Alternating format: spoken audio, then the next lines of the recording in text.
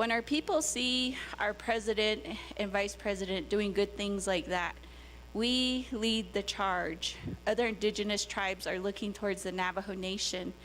And now we see positive memes. I've seen President on top of the hogan, on top of the sheep corral, and you name it, he's really gaining publicity out there.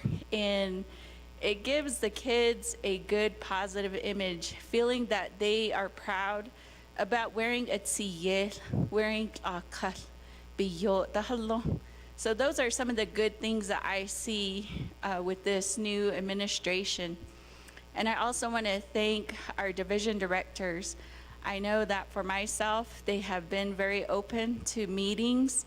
And as President stated, these monthly meetings do continue.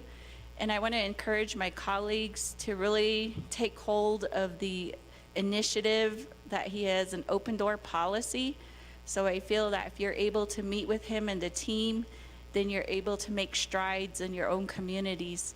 And I also want to highlight just some of the positive things that have happened. Within the 90 days, he was able to gain a $15,000 grant for the boys and girls. I look forward to our Vice President taking hold of the Navajo Nation Youth Council and also leading the way for them too. And then also with your presence out in the communities, we do see that people are getting excited about being a part of their government, and that's a good thing that I have seen. So I just wanted to say that, and then also want to take some time to extend a personal invitation to our Chinle High School graduation, which is on May 13th. And the senior class did give me a card to deliver to you. So they made me a messenger. So I just want to say thank you on behalf of the Navajo people and especially all of our communities where you are doing great work. And if I do have any concerns, you can rest assured I will be knocking at your door. So I'll reserve my time. Madam Speaker, yeah.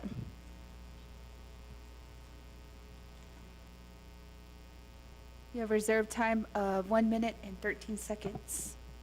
Again, we have Vice Chair Casey Ellen Johnson. Yeah. Speaker Curley. Just want to say good afternoon to our President Nygren and Vice President Toya. Thank you for being here with us today. It's good to see you here. I know you guys have been busy the last 98 days. And thank you for helping those puppies out there with Soul, with animal rescue. Thank you for doing that. We need a lot more of that. We need a lot more of our collective efforts on that as well. Just like the speaker said, we have 98 days. We're 98 days in, 44 months left. You know, right here, we're going to be approving the ARPA projects. And my question is, you know, how long is it going to take once it's approved from council going across the street, you know, in that process? You know, I'd like to know, you know, how long that's going to take, you know, to go through the executive side, you know, to get that projects going. And then you mentioned that IHS has over $563 million. Want to go over there and rattle that cage as well. So, you know, that's something that we need to make sure that those projects are getting, you know, out to our communities. So we need to get over there and, you know, knock on their door.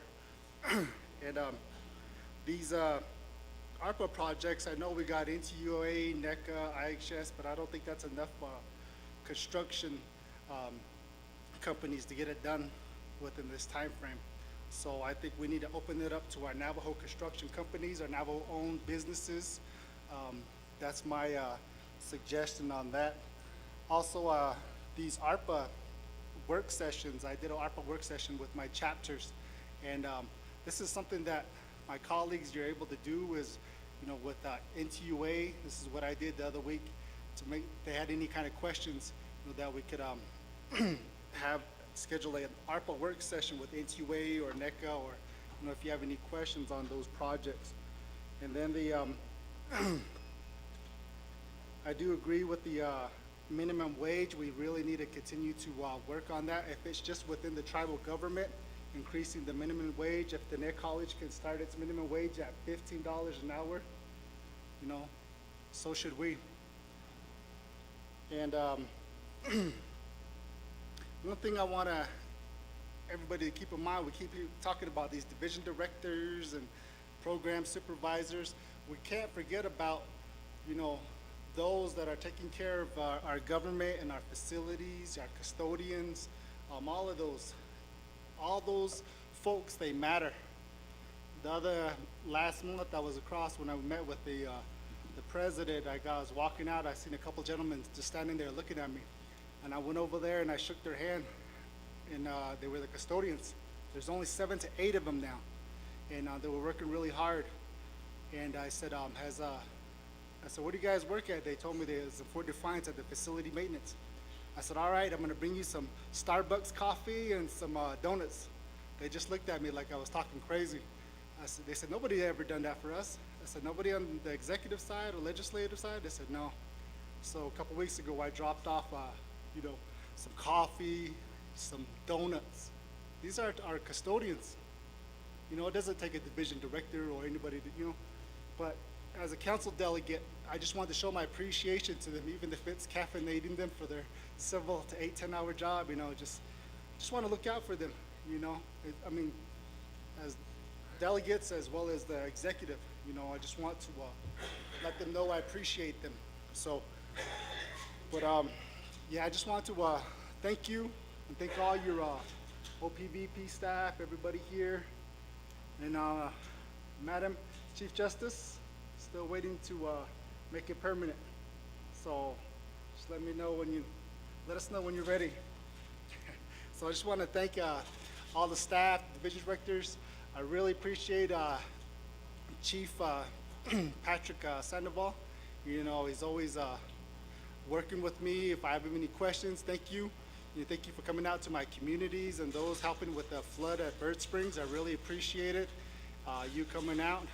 We still need some more discussion and dialogue out there, and I would extend the invitation, for the Vice President and the President to come out when you got time. I know you guys are extremely busy, but if you guys find a, hour to 2 hours in your schedule just to, visit with the local communities, I appreciate it. Yes, I'll go. Yeah, thank you, Vice Chair Johnson. Next in queue, we have Honorable Speaker Damon. Thank you very much, Madam Speaker, and again, colleagues and everybody that's still in the chambers here with us. And thank you again for being with us, Mr. President, and Madam Vice President Hiatma for being here. And thank you, and I look forward to working together with you on veterans issues and collaboration and being that voice for Eastern Agency. As you know, you come from an area that we all suffer with, that the rest of the Navajo Nation doesn't have that worry and that lack of understanding that the hardship of it is of basic rights and human infrastructure needs that have that extended role that we have to play those chess pieces out there with BIA to get our right-of-ways through. And if Mr. Mahojo would just delegate all the authority to the Navajo Nation, and so that we can do our own right-of-ways, and say, you guys been good little Indians for a long time, so we'll go ahead and do that. I don't think there's any of us that are going to consider any war efforts against the United States federal government anytime soon. So I think that's something that should be prevalent in moving forward. But I thank you, Mr. President, for being here with us, and thank you on a personal note. Thank you for believing in me again. Kat, I really do thank you for that. But thank you. I grew up in this chamber. I grew up in this whole amplitude and understanding the environment of politics, and I'm a 5th generation council delegate,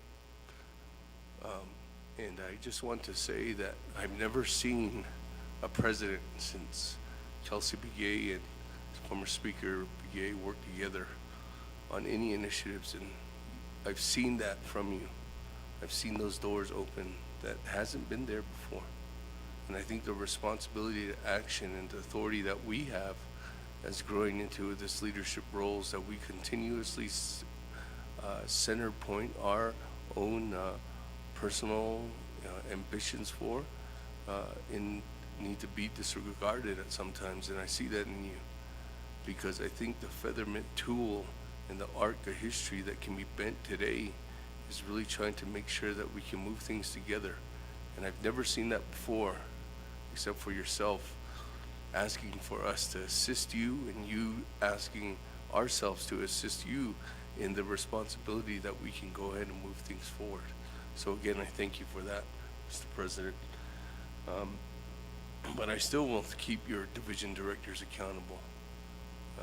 And I think that's all our jobs are, to even keeps ourselves as delegates accountable for what we have in these actions that we have moving forward. So again, I just thank you for being here. I just wanted to leave the rest of the time that I have to Honorable Vice Chair of the Law and Order Committee, Ms. Ms. Yazi, for her questions that she might have to follow up on. So at this time, Madam Speaker, I'll go ahead and yield the floor over to our distinguished gentlelady from the Delcon region, and for her to ask some questions and follow-ups. Kat.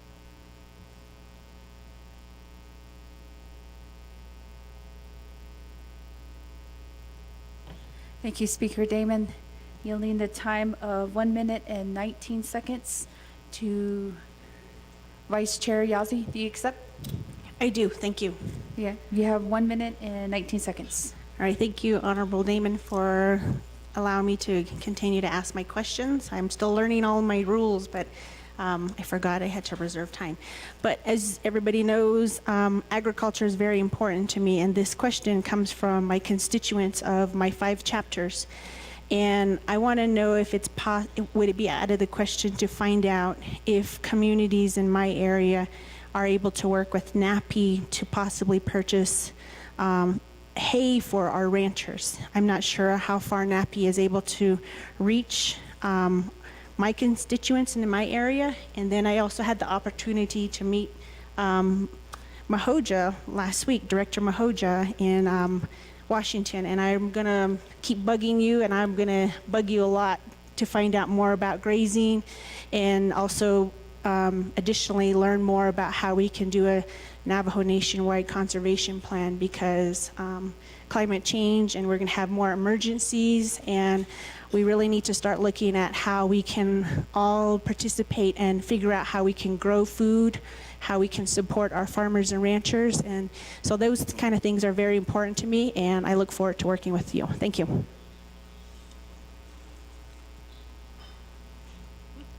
Thank you, Vice Chair Yazi.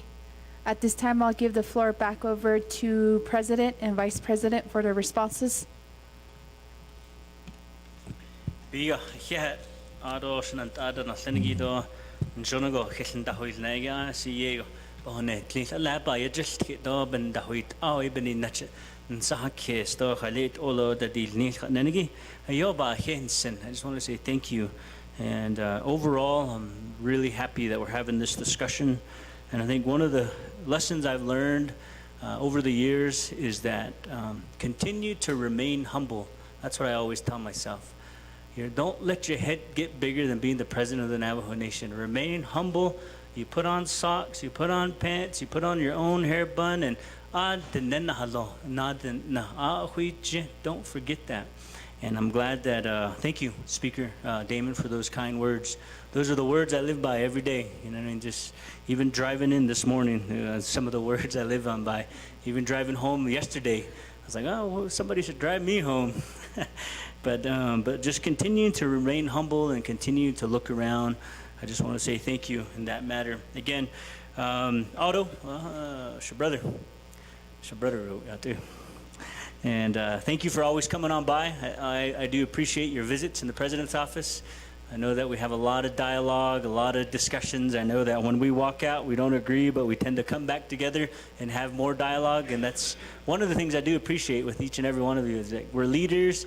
We're here to really have fruitful discussions. Let's have those discussions because end of the day, what's important is our people in our community. So Otto, thanks for always stopping on by and sometimes showing up unannounced, knocking on my door and just jumping in my meetings. I do say thank you, yeah, Otto, for visiting me all the time. And one of the you bring up some good points about seeing tangible results. And that's one of the things I've been asking my people is that how do we get to the status of how many homes have we built? How many lineal feet of water are we putting in? How many bathroom additions have we built? How many homes have we renovated? How many veterans have we assisted? Those are the basic questions I've been asking. But to get to that timeline, good example, as I said, I really am pushing my team to make sure they perfect the 164 process, that it's not just part of the process, but it's part of it. The next part of it is getting it out to the controller's office, developing those budget numbers so the chapters are not waiting, making sure those are implemented within days. So those are the things I know that I really, hopefully by this summer, we're having those discussions about numbers. But in the meantime, it's what does it take to get to that home being built, having that bathroom addition being built. So those are the fundamental changes that I've inherited, and I've been pushing my staff and the people that work at the pleasure of the president, really keeping that at the forefront. So I'm excited for the July session. I know it's ambitious to even build a home in 3 months, but why not? Why can't we build a home in 3 months? Why can't we get some bathroom additions allocated, and at least a couple of them built by the summer? But I am very ambitious that in the fall session that we will have those numbers that you're talking about. Because again, the hardest part coming into this job was that the 24th Navajo Nation Council has done its job. It's really moved some monies, but on my side, really coming up with creative ways so that dollars can get out there. And how does the president get out of the way? One of those things, we're really trying to digitize even the 164 process. Why can't we get an 164 done in an hour? I know there's scenarios where there's 1 day 164 process for really critical stuff, but why can't we do it within minutes? So those are the expectations that I'm really carrying for my team. I think sometimes I stress my team too much, but I just tell them, you're here for the Navajo people, so don't get all sweaty and bent out of shape. It's just part of the process. We all signed up for it, and let's just shake hands and move along. So again, Otto, thank you for that. And again, as you mentioned earlier, we got to start investing in our teams. Really, budget season is coming up in July, so let's really develop a strong, robust team in the Navajo Land Department, in the Historic Preservation Department, the Cultural Assessments Department. Let's really stack those so that we're not talking about home site leases, that we can actually, as Honorable Chairman Nez mentioned earlier, is really making it accessible and easy for people to get a lot of those assessments done. And again, CFRs, that's another great point. I think that we should constantly meet on a quarterly basis on what can we unite. One of the things we always have to unite is we got to stand as the Navajo Nation. As mentioned earlier, it really put into light when I was sitting in the Supreme Court a month ago, sitting there being talked about the Navajo people in that matter. It really showed to me like we need to unite. We need to be one because we are the largest tribe in the country. We have the most population. We have the most natural resources. We have a lot of warriors that are veterans and that are proud to be Navajo.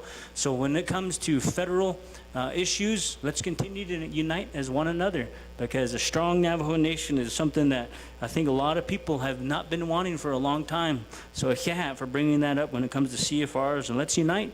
And maybe there's federal issues that we come together on a monthly basis and say these things we don't divide on. We unite on when it comes to outside sovereigns trying to take things from us, like our water, our land, our resources. We need to be united when it comes to those issues. Brenda, Yate, Chairwoman Jesus, thank you. Again, same thing to you. I know you come visit my office and you're well prepared and you've got a lot of documents lined up. And I do appreciate that. I appreciate the dialogue. And I know that already sometimes he sends out emails saying, the president's got time here, come visit me. And I tell him to do that because I know I see my schedule every morning and I always tell him, hey, just send out an email and see who bites and see who comes and visits me, and I'm more appreciative. And it actually makes things easier for me, our chapters, our communities, if council and the president is on the same page. Again, thank you for that, and I like your thoughts on grazing issues. Let's really talk about that, because there's a lot of people that have more than 10 sheep, 20 sheep, but there's certain families that have gone away from sheep and farming. But how do we completely embrace our people that are really wanting to farm, wanting to ranch, wanting to have livestock? How do we help them out? And I'm glad that you're bringing that up and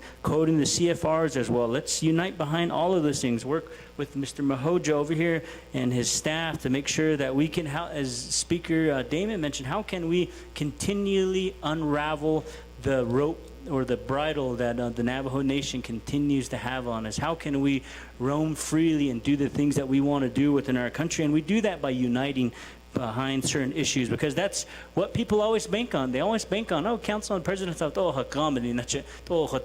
I mean? They hope and pray that we fight so nothing gets done. But I really want to challenge that status quo, and thank you for always visiting me.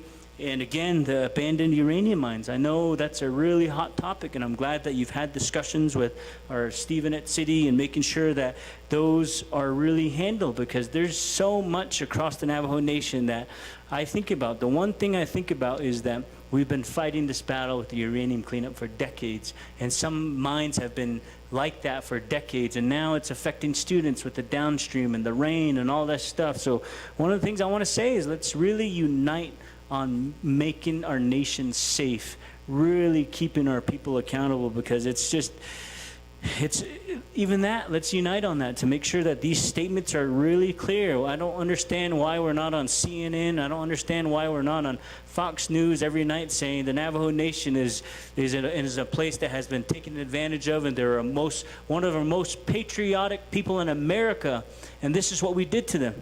Things like that, statements like that, I'm looking forward to uniting together. Again, illegal trash dumping. I've tasked Stephen to really look into proposals that were created under the Begay administration to dust those off, to make sure that what can we do to bring landfills to our nation? What can we do so that because everything that we buy is imported and exported here on the Navajo Nation. Our trash is all exported. If our families and our communities can't afford it, then they just get rid of it, throw it out the window. And some kids are used to that because they know they don't have enough money to do it. Go take it behind a hill and put some dirt over it. It's because that's what they're used to. But us as leaders have an opportunity of coming up.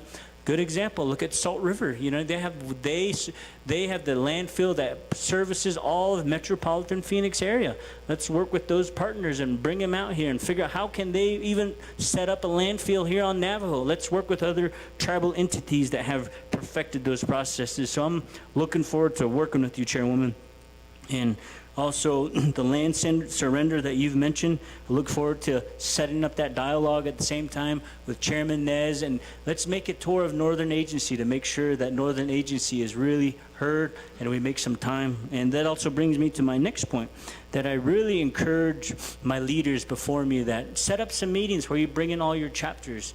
Bring in all your chapters, and you and I can go sit down with our chapters to go over these priorities. Because to me, that's what's going to be really effective. Is all of you represent multiple chapters, and some of you represent one big chapter. But let's bring them together. I'm more than happy to schedule that dialogue and have those dialogues together as well. And then Navajo Nation buildings. You're a former Navajo Nation employee as well, too, so I'm glad that you're thinking about our employees because, like I said, I toured a few buildings the other day and it scared me in some of them. And I was like, this is what our employees go through. This is what's happening. Well, I shouldn't be surprised. I remember the first time I stepped in the foot inside of the president's office, I almost tripped because there was no thresholds and there's holes in a lot of areas that we should set the standard. And I think that comes down to ADA. And that's what I've talked with our general services. Shauna Vendale, I said, council already allocated over $15 to $18 million that needs to be implemented. Let's go. Let's lead by example. Let's do it. So that's one of the things I've tasked him is that here, Window Rock should reflect what we're wanting. We should reflect the things that we want in our communities. But even in the president's office, the other day, this is hard to say, but it's very, very sad that when I had Chairman McDonald come visit me in my own office, being rolled in, he almost fell off the chair. That's how bad it is. And to me, those are the scenarios I think about. I think about not him being as Chairman McDonald, but I think of him as Grandpa. And that's how we treat a lot of our people. And that's probably one of the nicer buildings on the Navajo Nation. So if we can really streamline that on my end, I definitely I'm pushing the General Services Department. As mentioned earlier, we got summer budget season coming along. I really want our employees and our staff to be ambitious so that they acquire the tools that they need so we can deliver the services that we're all wanting. And I think it's a great idea to stand up 5 different agency buildings. I know Crown Point Eastern Agency has been asking that for a long, long time, to have its own building on Navajo that's not in Gallup. So let's come up with those solutions. Let's work on that. And if those types of legislations do become before me that benefits our government to make it more efficient and effective, there is no issues with me on my part to sign it. Same thing with the Navajo Nation building. We should have a Navajo Nation building because there's still scenarios where, like I said, Doty's without electrical. Even as much as I've been pushing AC and heating for Doty, it's taken weeks and weeks to try to get a contractor out there. Most contractors are so scared to work for the Navajo Nation. That's why they like to work for NTUA. They say, NTUA pays me on a monthly basis. NECA pays me on a monthly basis. No, I don't want to work for Navajo because I might go out of business working for you. So, but as president, those are the things I tell my staff. Let's build an environment to where people want to work for the Navajo Nation. That's what we got to thrive for. And that's one of the things I think about. And then, so thank you, Chairwoman Jesus. Ado, Dr. Andy Nez, again, Yate, and same to you as well. You and your LDA coming on over. I think a few times we've met, having your priorities and really telling me what's needed. And I'm looking forward to working with you as well because I know you're right on it. 100 days. My goal is on Wednesday at 1 o'clock, we're doing a 100-day press conference. We're going to go live on the radio for about an hour, 1 o'clock to 2 o'clock, and then from there, all the division directors, and really showcase what we've accomplished, and at the same time, introducing that plan that you're talking about.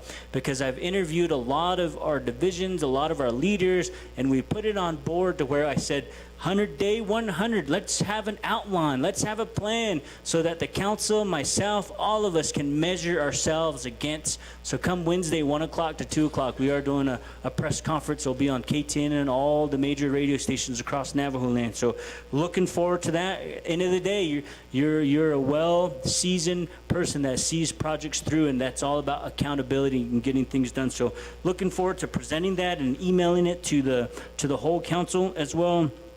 And the other thing that you mentioned was that the Billings, the sawmill. I've heard about that. And all of us should know that that was a Navajo Nation facility and that it's going to cost billions to fix it and clean it up. We don't have uranium companies to point the finger at. We don't have the federal government to point the finger at. That's a Navajo Nation facility that we got to figure out.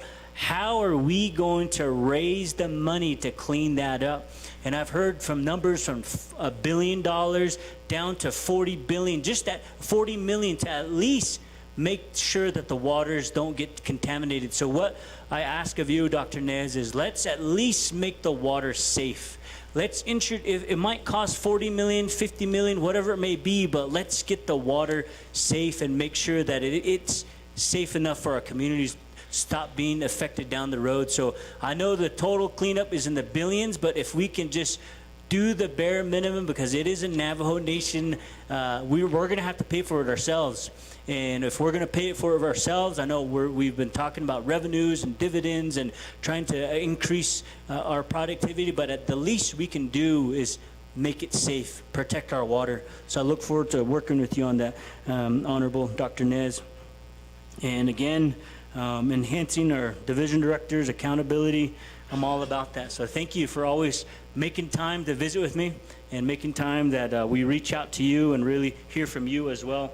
Also, the liaison with the states. we are working. I want to work on that because I know New Mexico from the last council session. You guys advocated that a New Mexico citizen should represent down at the New Mexico State Legislature to make sure that their voices are being heard. Same thing with Arizona. Same thing with Utah. So we're working on that. Again, it's really at the moment I've got a lot of people wearing different hats, and hopefully that come July we can really. Ask for the things that we need to be as efficient and as effective as possible. But in the meantime, we'll assign some people temporarily so that they can at least fill some of those positions so they're just not slated there. So, and looking forward to doing that, and I'll keep you posted. Urban communities, I know you're obligated, you mentioned that. We actually have Thomas Cody, Debbie, and a few other division directors that are actually going to go out to Phoenix, Denver, Albuquerque, and Salt Lake City to meet with some of our constituents, because there is some monies within the Division of Social Services, I think, for rental assistance and certain types of assistance that they should have access to. Because you mentioned, we get dollars from the federal government because of them. It's their money too. It's their government, and that brings up the next question too. It's like their voices should be heard. There should be a center. If we can buy facilities, buy ranches, buy facilities out of state and things like that, why haven't we invested in facilities and where there's 50,000, 30,000, 20,000 of our Navajos that reside in those communities? So let's invest in real estate, and let's make sure that they have a place to go when they don't have a place to go. So I'm looking if you can help champion that too, Mr. Dr. Andy Naz. Let's work on them. And cross-commissioning, I think that's great. I know that cross-commissioning, I know that the MOU that was in place, even with the state of Arizona, it's expired a couple of years. So I've asked I've met with the sheriff from Navajo County and the attorney from Navajo County as well, and let's bring all the other counties, and how do we bring a cross-commissioning MOU that transcends the states and make sure that we are all protecting ourselves, making sure that we are working together as one. So looking forward to that as well. If any of you want to champion cross-commissioning and working with that, but I am in discussions with our division directors as well, and the partners that be in the areas to make sure that we are working together. Thank you, Ado, man, Mr. Vince James. Vince James. Again, Vince, you bring some really good light to the RBDO. I think RBDO really needs to be revamped, relooked at, and figure out buildings that we already have. How do we protect them? How do we enhance them so that let somebody move in there? You know, there might be a Navajo business that wants to move in there, but in the meantime, instead of it looking like that, somebody could have a thriving Navajo business. So I really want to work with you to how do we help and embrace and bring change to our Navajo businesses that reside on Navajo. That's one of the things I really want to push when it comes to small businesses. I really want to help our Navajo businesses that have businesses on Navajo, because it's harder to have a business on Navajo. Why aren't we assisting them? Why aren't we giving them some breaks so it makes it easier for them to be successful here on Navajo?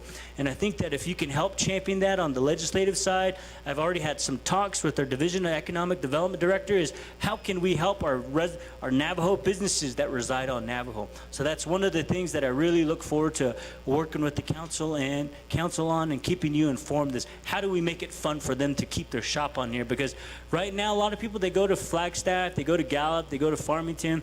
They even have a lot of their businesses out of Phoenix, and they're Navajo. Thank you to them, and thank you for their entrepreneurship. And I really look forward to working with them as well. But how do we help businesses here on Navajo? So I'm looking forward to those further discussions. Shananta. And Lowe's and Burnside Subway, I think that I'm not sure what the issue is. I'm not sure if the franchise is afraid of certain terms or contracts that are involved within that facility.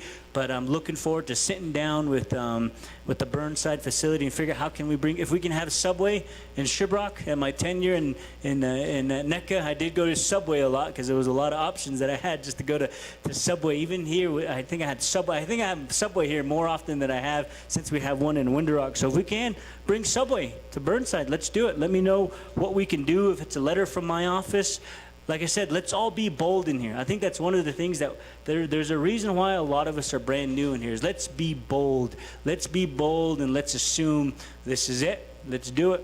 And then Shananta, Shandine Parrish, Yate, Chairwoman, thank you for your leadership within the Budget and Finance Committee, and I really highly commend you for all the work that you also do outside of the Budget and Finance Committee. So, again, you mentioned ARPA dollars, transparency. How can we work with the BNF committee? And one of the things I want to do is actually work with. I'm going to reach out to Tom Platero and see what he's doing with the BNF. If there is updates happening, because again, I'm not much of a micromanager, but I know that I do believe in the people that I put in management and leadership positions, that they should be reporting to leadership like you all. Because I've mandated to all my directors that are political at-will presidential appointments, work with your delegates, establish relationships, learn their wants, learn their needs, what's important to them. So I'm going to have that discussion with Mr. Platero to see why we're not giving updates to the Budget and Finance Committee on the ARPA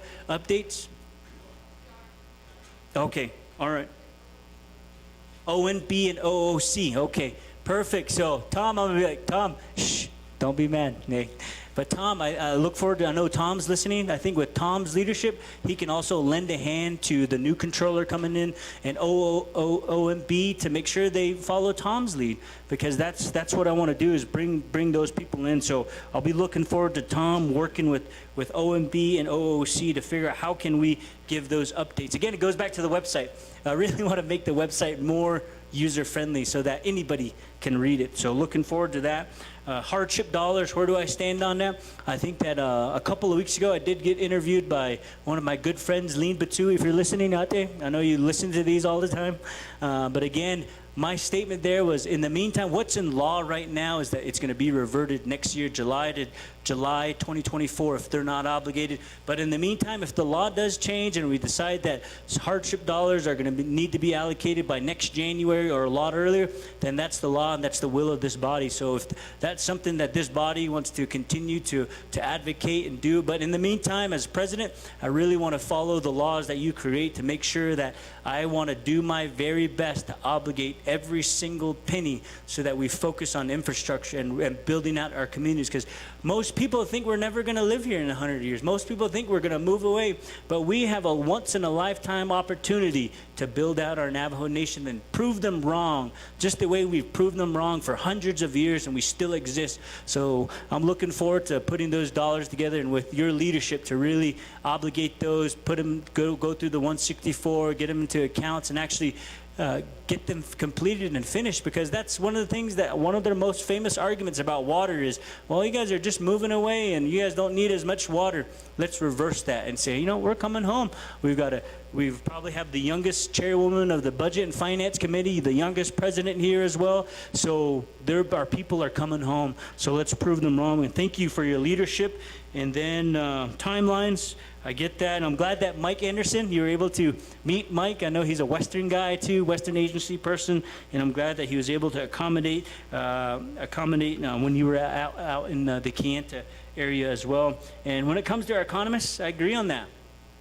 We need more economists on Navajo.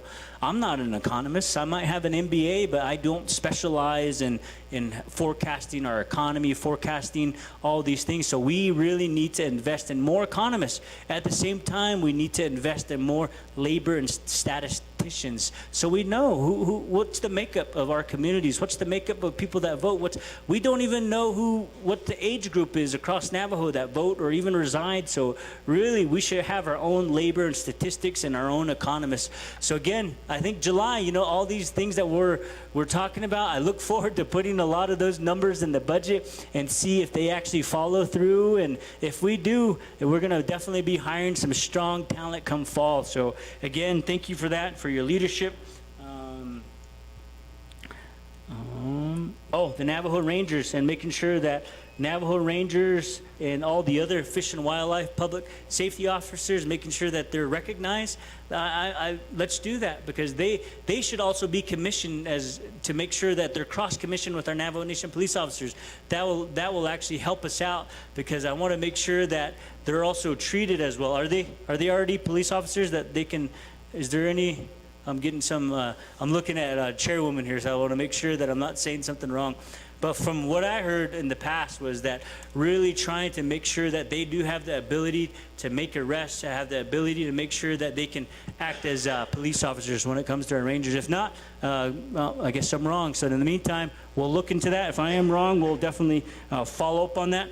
And then thank you, Chairwoman Parashado. Courtesy Nito. Yatehu. And thank you for your advocacy and really having a voice to make sure that we protect our land, protect our resources, protect our water. So thank you for being that champion. And thank you for serving on the Bears Ears Commission as well to make sure that our voices are being heard there. Again, when it comes to making sure that we protect our land, protect our resources, I'm looking forward to your leadership, things that you bring about, because we are moving in a direction that's a whole different direction that the Navajo Nation's never been in. Looking forward to that as well, and thank you. I know you're my personal leadership from Red Mesa areas too. So yeah, and yep. So yeah, Shananta, and looking forward to more of your visits too. I know that you visited me in the office. So again, I think 95% of you I visited with in my office. So thank you to the 95% of you that I visited with you. Looking forward to the rest that I haven't visited with in my office. So again, yeah. And the other thing, like I said, my other goal is to get out to your community. So if you can schedule all the chapters that you represent, I look forward to chatting with them. And then hey, another Vince James, not the Vince James. And again, OMB, let's crack the whip on them and make sure that we're working with them. And not in that sense to where we're making them feel bad, but to make sure that they have direction, making sure that they do have the right resources. And I know so far all the dollars and the budgets that have been set up has just really been. And I also want to thank OMB too. If you're listening, you are doing what you can with the resources that you have, and thank you so much, and looking forward to really working with council to make sure that we give you additional resources there so that we can really make those a lot quicker. So yeah, DCD.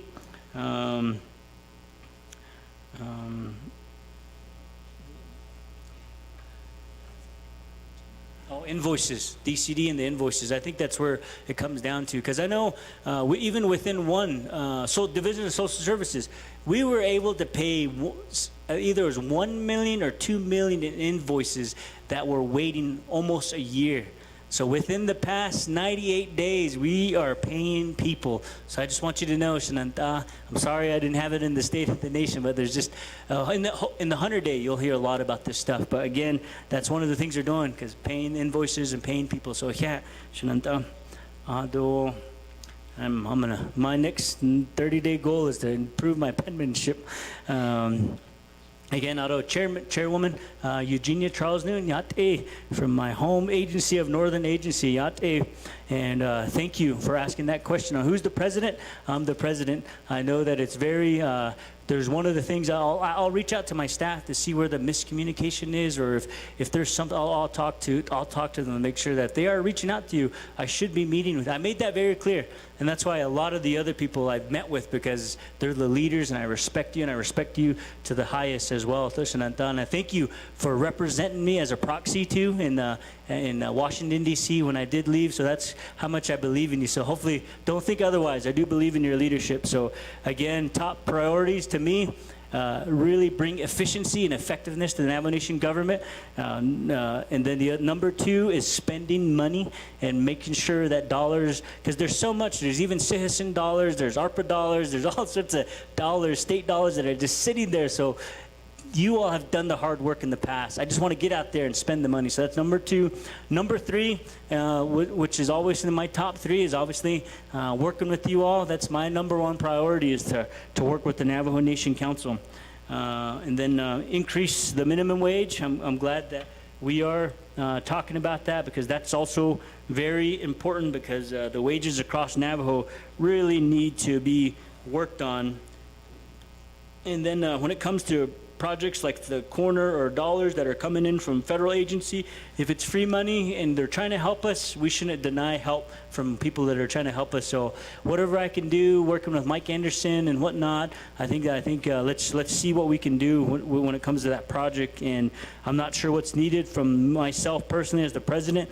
but I'll get with Mike Henderson and some of the other departments to see what we actually need. Maybe it's a letter from the president to the people that are offering this project to encourage that we welcome their help. I appreciate that. And also number 6, and I also do appreciate meeting with you as well too.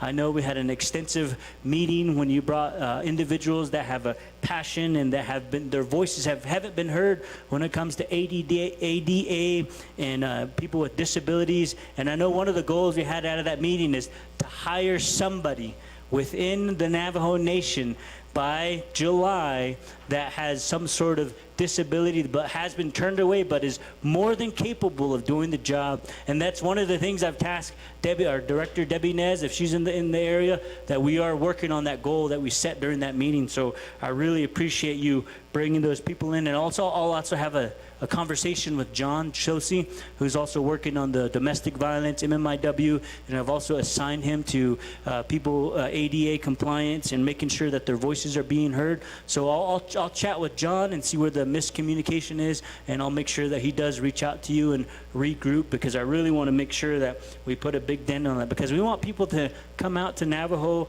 and feel like they can apply for a job and not be looked at differently. We should be hiring them because they've got the wherewithal up here to make sure that they can help our nation, and we shouldn't let anything else hinder them as they're moving on, so that they can help their people. So again,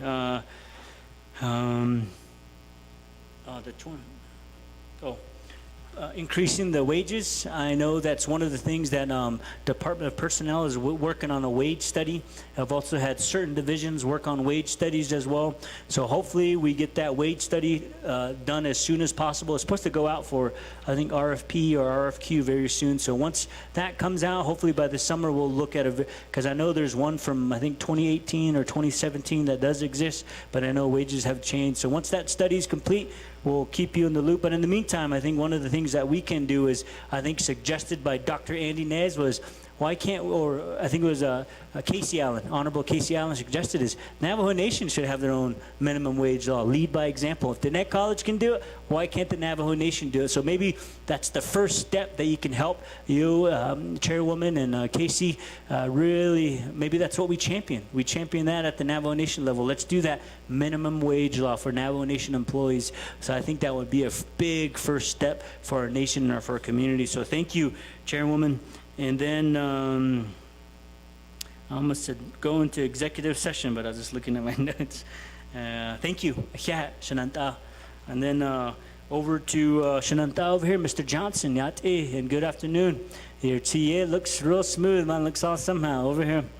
Again, thank you for your leadership, and again, thank you for visiting the office too. That scenario you talked about when you met the janitors, I know right before that, I'm one of the last ones that leave the office while they're cleaning, and I'm always shaking their hands, giving them fist bumps and thanking them. And I'm glad you did that too. Thank you for doing that. You just one-upped me though. You bought them coffee. So now I guess my fist bump, and they're gonna say, hey, the fist bumps or the shaking hands, Casey got you on coffee. So we'll see what we can do with them, making sure that down to the people that really watch our facilities. And I think that brings up another good question too, is we have to really reevaluate our, because there's, again, 7 people are trying to clean all our government buildings.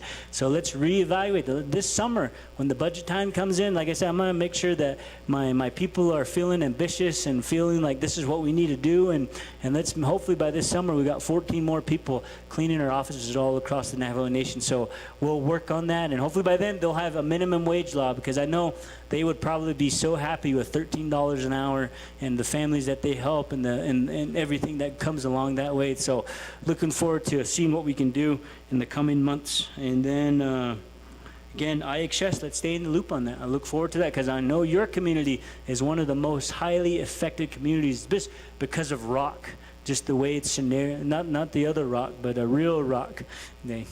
I guess only me, I got that. But really working with your community. I know that those terrains are hard to get through and hard to make sure that rock is very expensive. I know that having a trencher out there, even a mile of the same water line in your area to my area could quadruple or even quadruple the cost. So let's work on that, and let's make sure we partner with IHS because they got a lot of money. And then as I mentioned earlier, yes, you mentioned earlier, what are we doing about small businesses? And that's one of the things I've tasked in TUA and NECA is that you guys make it quicker to pay our subcontractors. So look for more Navajo subcontractors. And the discussions I've had with NTUA, I know NTUA has a lot of Navajo electrical contractors that they have on board that are doing house wiring, meter loops, and really working with them. So we'll continue to tell NTUA, bring on more Navajo electrical contractors so you can spread it out, spread the wealth across Navajo. Same thing with NECA. I know they've got a lot of small Navajo contractors, and I know the good work that NTUA and NECA does do is they actually upfront a lot of their costs because some of these little companies, they don't have 25%. So a lot of what they do is they upfront 25% so that at least they can pay their workers, at least buy the material. So we'll continue to encourage our enterprises to bring on more small companies. Some of them don't have bonding. So a lot of the things that NTUA and NECA does do is they're the ones that are taking on the bonds as well too. So again, we'll look into more avenues to really embrace our small Navajo businesses. You also mentioned Dannett College, the $15 an hour. I'm glad that Dannett College, if you're listening, thank you. That was a very powerful example. We look forward to following your lead and getting the projects, ARPA projects, through the executive branch.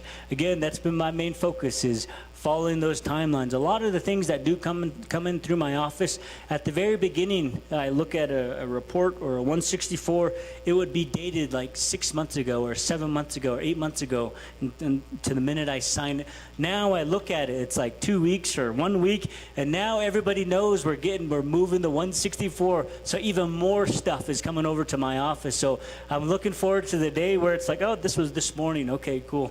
And I look forward to that day. But in the meantime, we are really pushing things that are coming to the president's office. I know Chief Legal Counsel Bitta and her staff are really working on that, making sure that we're communicating and like Vince, we've gone through that process. I know there was a couple scenarios where I think some people really didn't have certain documents in line, so we definitely sent those comments back. So moving forward, they would have a lot of those attachments there. So looking like again, yeah, that's what I'm looking forward to the relationship. There might be times where I don't know something, you know something, we help one another, and that's the main mission. So again, come visit your community. Yes, let's work on that. Let's bring your communities together. So it might be easier to just, because I know the drive from Loop to Cameron's a little long, so maybe we just bring the communities together on the southwestern side together, and then make another trip for the that side by the Cameron area, so that we can actually visit with them. So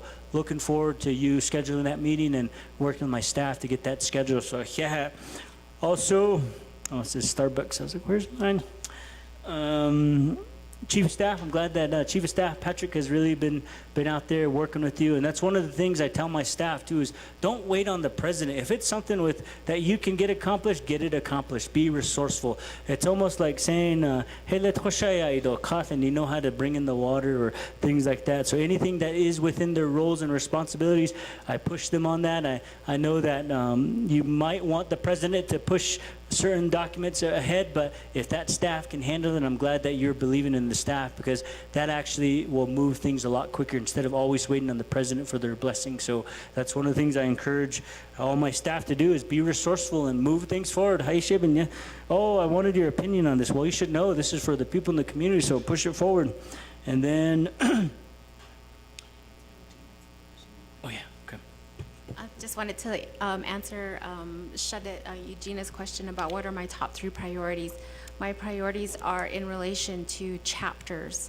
I want to help I want to work with the chapters on getting the relationship between the chapter administration and the chapter officials and the public in a more harmonious way.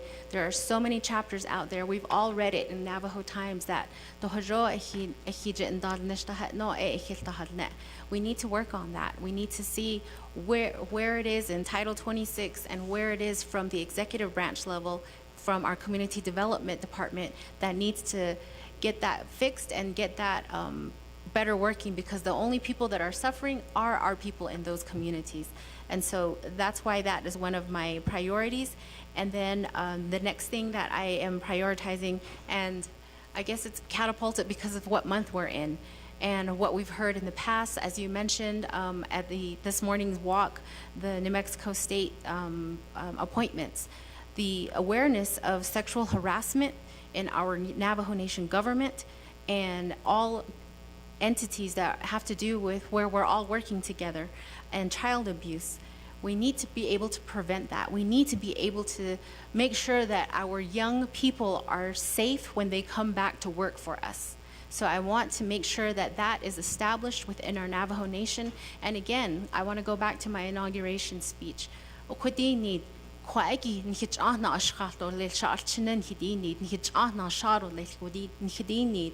And way too long have we had that component involved in our Navajo Nation government.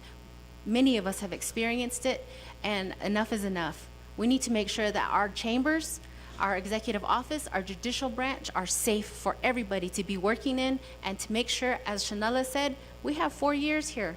We have work to do. We don't have time for that. And again, the next top priority I have is listening to our constituents.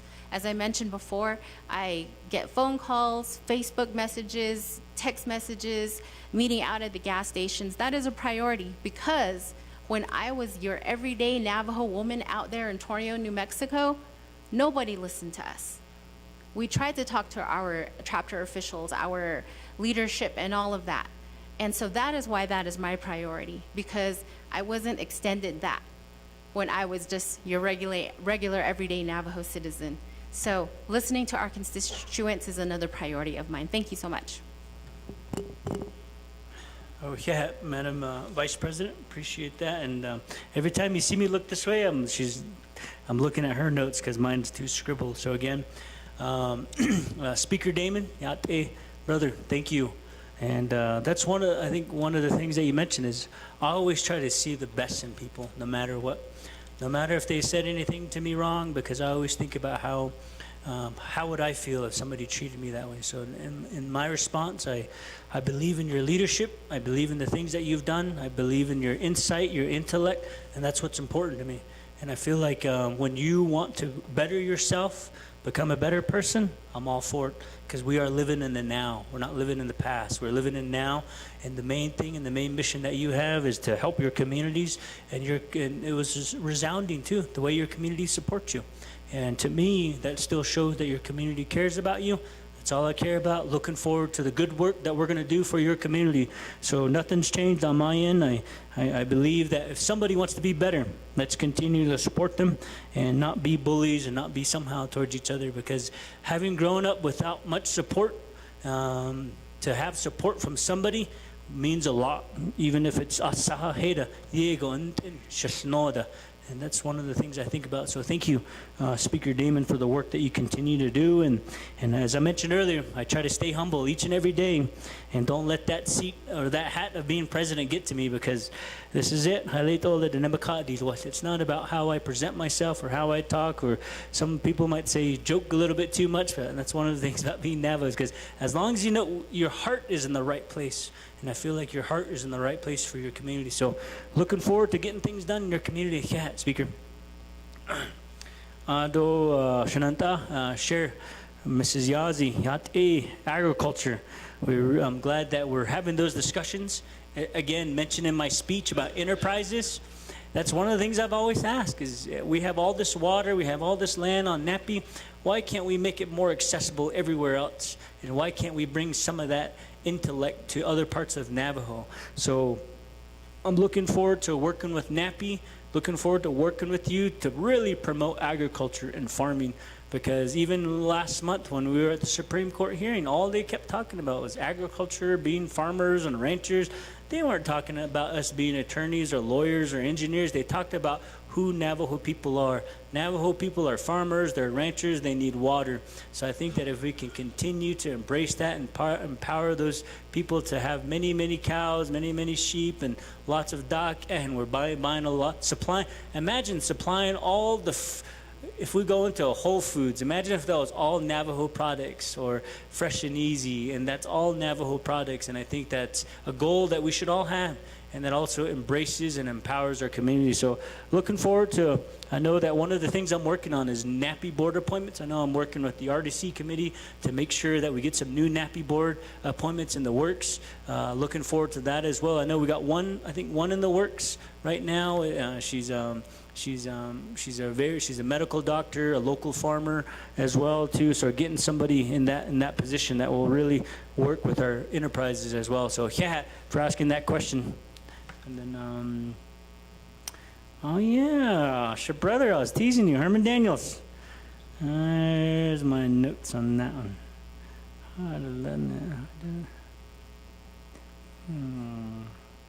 Okay, I'll go off of Madam Vice President's notes. Herman Daniels, thank you, brother. I know that we're still looking forward to having some coffee, but just so you know, we've had plenty of coffee all last year, so I'm trying to make sure that we save our coffee time. So looking forward to, I know you've scheduled a few times and your schedule had to change, and so looking forward to when your schedule does work so that we can meet here while you're in the office. And then at the same time, coming out there, as I've extended to the other honorable leaders here as well, that I look forward to coming out there and meeting with your local leadership, working with your local people, and making sure that we can work on that, because I know your area, especially in the Halchita area, having toured that area, having seen the people out there and how remote it is, even if we got them a bathroom addition, it's a long ways away to bring them water. So most of the things that they have to use is cistern systems. So again, I'm looking forward to coming out there because I know that community pretty well. I've met with a lot of grandmas and grandpas that just live all alone by themselves, and they're trying to make do with it. So looking forward to scheduling that meeting to come back out and really have those discussions, see what we can do to champion a lot of those scenarios. Even if it's we develop some watering points that are located across that area so that it's a lot easier for people to not so far to haul water instead of all having to go many, many miles on some of their vehicles. So again, thank you, and then looking forward to, again, uranium all the way around. I look forward to this body and within the EPA of the executive branch to make sure that we come up with tangible solutions that make our people safe right away. And Forest Gump Hill, I think that's one of those scenarios where we got to come back together. I know roads is a big thing out there. Maybe we bring Arizona Department of Transportation out there to make sure that our roads are safe, and also being able to get out there, because I know that's a huge park and a huge tourist attraction, and it's hard to get an individual police officer even to service some of those areas. So if we can work on that, and I think the train and thoughts of bringing, as I've heard all over the Navajo Nation, is that we really have to bring police substations back, and that's one of the things I'm working on with our public safety director to bring that back. And Utah, Denebikeya, cleanup is also very important. I'm glad that we're going to come together and really come up with a plan to make sure that areas that have produced so much that we work on making sure that there's tangible solutions for cleanup. And then Goulding's legislation, again, I know that I'm not completely sold on it, and I know that council is not completely sold on it with the slim margins of votes that came through the NABI committee, but I am open to sitting down and talking about it. And that brings up the next thing too, is I know that one of the things that I'm working with my staff is to really start evaluating legislations that are coming before the Navajo Nation Councils, the pros, the cons. Then that way you guys are not surprised on how I feel about a certain legislation or being surprised by a veto. And so that really trying to resolve a lot of those issues on council so that it's a quick process, because I know it takes a lot of work to package up a legislation and send it across the street and then for it to be line item vetoed or things like that. But if we can work on those, and so that I've tasked my staff. Again, a lot of my staff, they're really stretched thin, but I continue to challenge them that let's get ahead of the curve and really evaluate a lot of those legislations, like the Goulding's legislation for 56 million, I believe. I look forward to sitting down and talking about it and moving forward to have some good dialogue on that. Big Hanet Herman, got a blue coffee pot, eh? Our favorite spot. Or amigos. All right, that's all I got. Ejehat, President and Vice President, for your responses. And we go back to reserved times and also for requests to speak. We have Honorable Nota. Yate, brother. Nigrin. 3 questions. I want to make this real quick. Well, I want to make this real quick. Funds for the nation. I know that we still lack a lot of funds based on aten. Though the personnel, those salaries that I increasing those. Earlier, economic revenue behind. I know that we utilize, the interest rate from the trust funds, although the enterprises. I like the fact that you said we need to make them accountable. When you first came to the session, although 638 contracts, although I guess we still do get a little bit of royalties from our natural resources. Maybe on a longer term, we do need funds into our nation. What kind of things might you be looking at? Maybe long-term, short-term? What kinds of programs, divisions, what are some of the things they're looking at to try to get funds into our nation? I think that's really, really important. And it's I see that though, I'm very concerned about that. Although I did make a couple of meetings with you, unfortunately I had to change those because of schedule. I am scheduled again to meet with you next Wednesday at 2 o'clock, I think. What's in my district, Tohatchi, that Mexican Springs area, and Bahazan roads, that is just really critical for me, and I'm really being pressured for that. Once I get these FRF and the ARPA funds rolling and getting going, that's going to be one of my biggest priorities for my district. So I'll talk to you about those kinds of things when we talk next week. The last thing I want to say is I've been to several meetings on the outside of the reservation. One of them was the New Mexico State Legislature session. Although just recently we went to the TIBIC, Tribal Interior Budget Sessions in Washington, D.C. And my colleague here, speaker, mentioned that we all have to be accountable. Council delegates.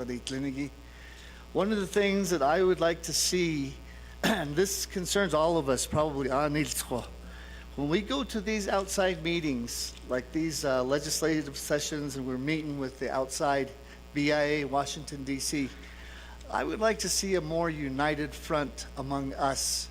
I don't think we've really put a lot of effort into that. I know that when we, for the first meeting that I went to at the legislative session at New Mexico, there wasn't really a joined effort. I felt like we weren't very well connected with each other. Of course, that was one of our first meetings as soon as we were inaugurated. But I think in the future, all of us, I would like to see that, and I'd like to see your leadership. And of course, Speaker Curley also, all of our leadership working together so that when we get to these meetings, we have a good, solid stand as a Navajo Nation. We are one of the biggest and largest nations in the U.S., but we need to show that. And I think we need to put together a larger, united front. Those three comments I wanted to make. Although, just your patience with us and so forth. Shema Montoya, Nido Keha. So thank you for letting me comment. Keha. Iheha, Honorable Nota. I don't see anybody else in queue for any additional comments or questions. We'll go back to reserve time. We have Honorable Ricky Inez with 30 seconds. We have Honorable Parrish with 50 seconds. And we have Honorable Eugenia Charles Newton with 2 minutes and 10 seconds. And we also have Honorable Shauna Ann Plow with 1 minute and 13 seconds. So those are the reserve times. I'll go back around to Honorable Ricky Inez. You have 30 seconds. Thank you, Madam Speaker. Arshanand, Honorable President Nygren, I just want to say thank you for Koronichi report in La. I would like to say thank you to Mr. Castillo from DCD. I emailed him to extend the housing grants for the people. So I asked him again on the record RDC and he agreed. So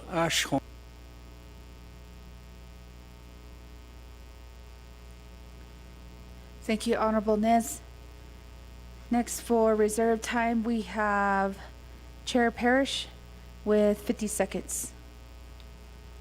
Thank you, Speaker Curley, and thank you, President Nygren and Vice President Montoya, for your report today. I just want to make a quick note for the community of that the Kansas Unified School District serves, and I just want to just comment that I'm grateful for the collaboration between the Executive Director of Public Safety.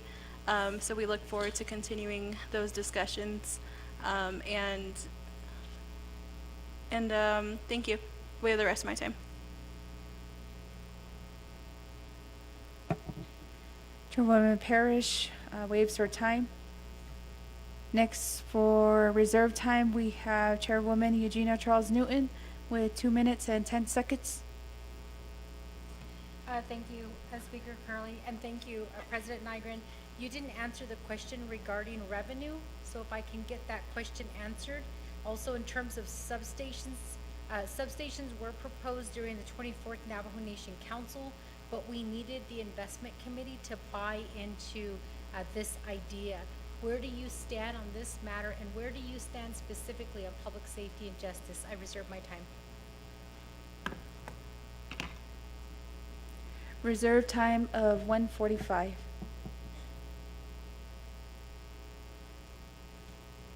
Back to reserve time, we have Honorable Shauna Ann Plow with 1 minute and 13 seconds.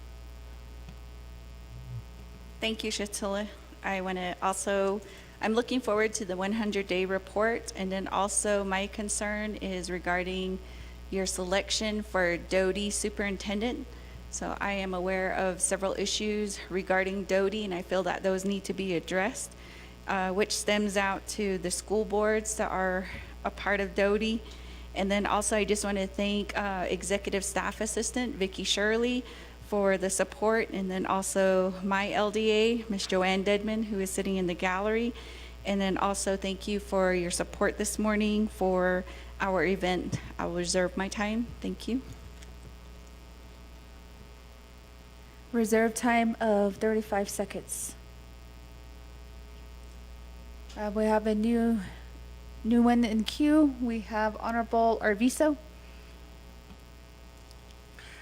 Yeah, Madam Speaker, I just wanted to sinantai anosa nle Pinedale la aron da beke hotke lo Smith Lake through Smith Lake. I mean Yamatodo Kitsosanelde. We had uranium mining over there. Iso Delegate Jesus Yahatzi, a ko ADG IC Habit no Idole, Ajigi Nebetko, Astrodachko. They're all bad. At Astro needs the Yishko, a ko Ahat Adan Habanat Idolation so. behasti to le ko adi git kwagi kwa. I call it my 6-pack chapter. 80 git tot on da helni. It's not consumable. Nleba ko hoda wells da sho da holon de stro. Als tot oba ini tsat das leko. Achat ouda ben hika hit noskil. Audod achat no I ako ediga stop a distance so ado als kon eya kodopes pass an eya hits last soy. I see past eda hodil nilto di kujit asho hogan dal lande do she there's no support no bishop had neko because it was costing too much, and I just wonder where that Hogan project is going to go.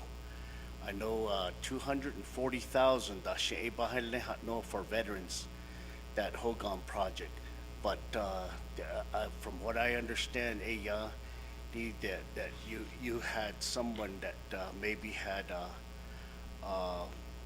that's less or the basis khanna aroshinant ID kwagit I see ba honosen nla the chapter the ned hale hala hot in his ho da no ya dast ki akon the president, which direction is he taking no hajola akon don his hosh neko nle ade tatnas the libesha netleo. We don't have an answer for them. Auto babies whole neda. The neda no hajos eya dita last sosh yasaze edo tago eya halet any bebiche naho de do di night hayes lagila ashkina sto de delsa I don't hot out date the delsa ko adigi the nebitat ish appointees that ehegi ako achat audit abenis nahal netot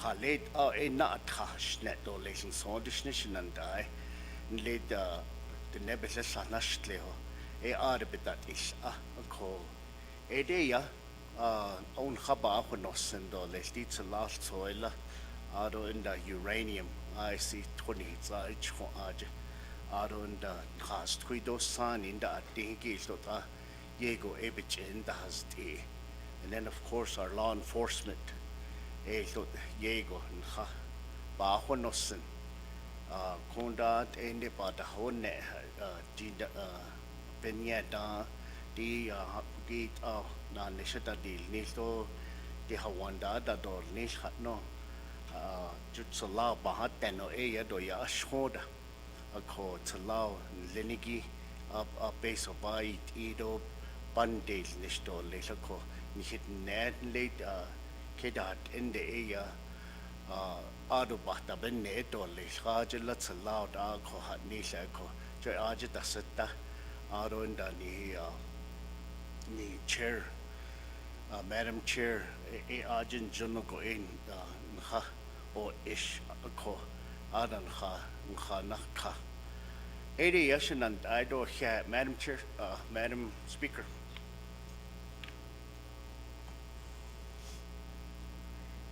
Honorable Arvisa Kodona Idin Kidigi. At this time, we'll turn back the floor over to President and Vice President for the responses. Yate, Mr. Nota, I think it was the shirt that threw me off. Ayo camouflage there, the Bahans in the Chehan Dinshinta, Dr. Nesgus, right there. So again, thank you, Mr. Nota Yate. It's always good to have those really strong, fruitful discussions.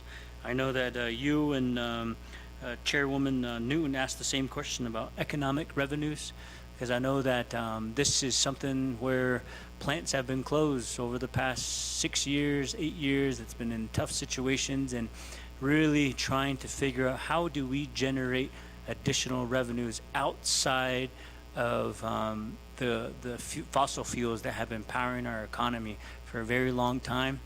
And I knew that was going to be a tough question, a tough scenario, a tough presidency, because I knew that If it were easy, it would have been resolved 8 years ago, 4 years ago. It would have been resolved right before I came in, but I knew it's tough. And I know that with this council, this body, and this support, that those scenarios, one of the things I think about is really, as I mentioned earlier, tourism, economic development, making sure that people have access to our areas, to make sure that people are paying their taxes, people are out here spending money, people are out here, it's different types of economic, it's not direct natural resources, royalties, or taxes that we have gotten from our coal-fired power plants. Again, we put ourselves in a really tough situation. I know that a couple of years ago, it was a very thin vote for the closure of NGS and the closure of Black Mesa. And I also want to say thank you, Honorable Simonson, for your community, for powering the Navajo Nation and bringing in billions to our nation. But that's one of the things I think that was a tough decision for the Navajo Nation. I think that we pulled the cord too early without an actual plan. I think that making sure that, I think moving forward, I want to make sure that I'm very careful to just go in a direction without a plan. I think that that's what I've been trying to hustle around, was 98 days trying to figure out, we're never going to have a coal-fired power plant again. We're never going to have the same jobs. We're never going to have the same revenues. They just don't exist. So it's a really tough question. And I look forward to that challenge, because one of the things I think is tourism, entrepreneurship, small business. But in the meantime, that's individual Navajos. That's not bringing bacon to the Navajo Nation. That was bringing in anywhere from 50 to 100 million on various types of the year. So that question of how do we get 50 to 100 million dollars a year is a good question. But I know when it comes to our small economy, small business economy, I look forward to seeing what we can do to help support them. But at the same time, finding different avenues, like when it comes to our grants and our resources, because I know there's so many scenarios where people have gotten so used to just spending general fund monies. So one of the things I've asked our team is watch over the things that we have control of. What we have control of is the grants that we get every year, the monies that come to NHA, the programs, the monies that come our way. While those monies exist, let's make sure we review them. It might take a lot more work than general fund monies, but at least they're money. It's dollars that have been given to us. So let's get back in the business of spending grant monies that are given to us, so that while we're coming up with the 50 to 100 million dollar scenario to supplement our general funds.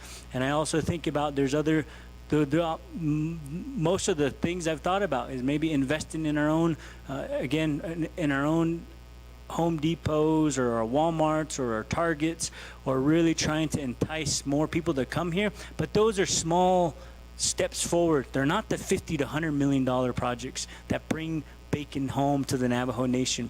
So that's one of the things I think about. It's just, like I said, we're in a tough situation, and we're constantly relying on the permanent trust fund that's been helping us since the closure of the mines, the 40 million, the 50 million, and that's tapping into the people's money. We've been tapping into the people's money since that closure. We haven't come up with a strong solution.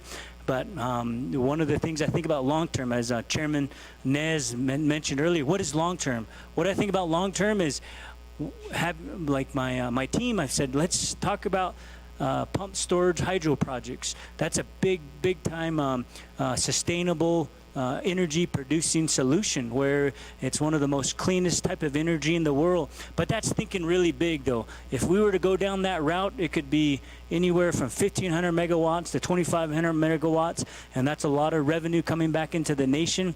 But those types of projects take time. I think that if we were even to entertain that type of project, I would be by that time. But I think that it's up to this body to think about what is the 50 to 100 million dollar dividend projects that is going to replace what happened a few years ago. So again, the solutions I've come up with most of the time has been we need more housing, we need more restaurants, we need to help our small businesses, we need to embrace them, which is the smaller economy. The bigger economy that we're used to, right? Oil and gas, coal, natural gas, those types of things are the big big things that have brought a lot of money to the nation. But now we're really trying to figure out what is it. And right now, anything like that is going to take a lot of time and effort.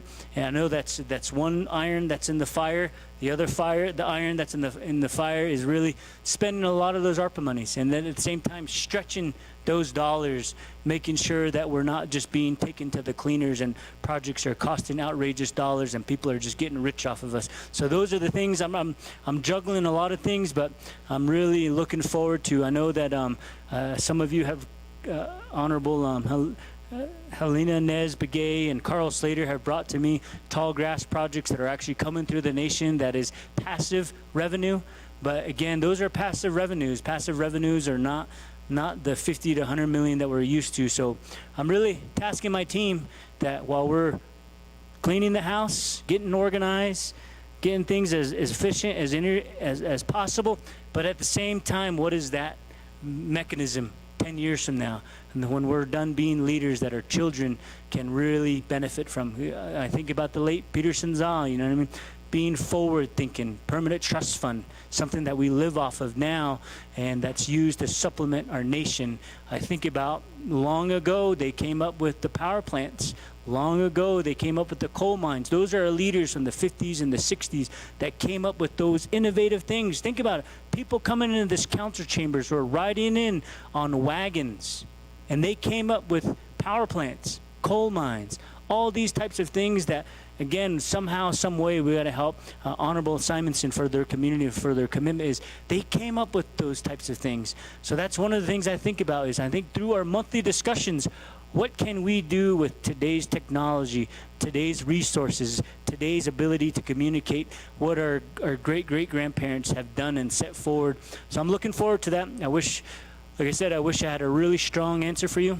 But at this moment in time, I don't have that strong response for a long-term solution for revenue generating. I just have a lot of the small business economy type of solutions and really trying to making sure that we give us some time so that we can develop that. And I know DOE has come out here many times over the past month. They've got billions of dollars ready to be deployed for clean energy projects. So what can we do to deploy our own mega clean energy project? So I'm looking forward to that. I'm looking forward to many more discussions with DOE, RDC on our energy efforts, because it's going to be up to this council to figure out what are we going to do so that generations that come can benefit. And I think that's the big question. But I appreciate that really thoughtful answer, and you got my eyes all, I'm just going to focus on you. So again, thank you. And then roads. And then the roads, you bring up the roads. As I mentioned earlier, I challenge my NDOT director, let's just go fill these potholes. If there's state roads, whatever roads, these potholes should be filled, and we back charge people. But again, you're talking about new road construction.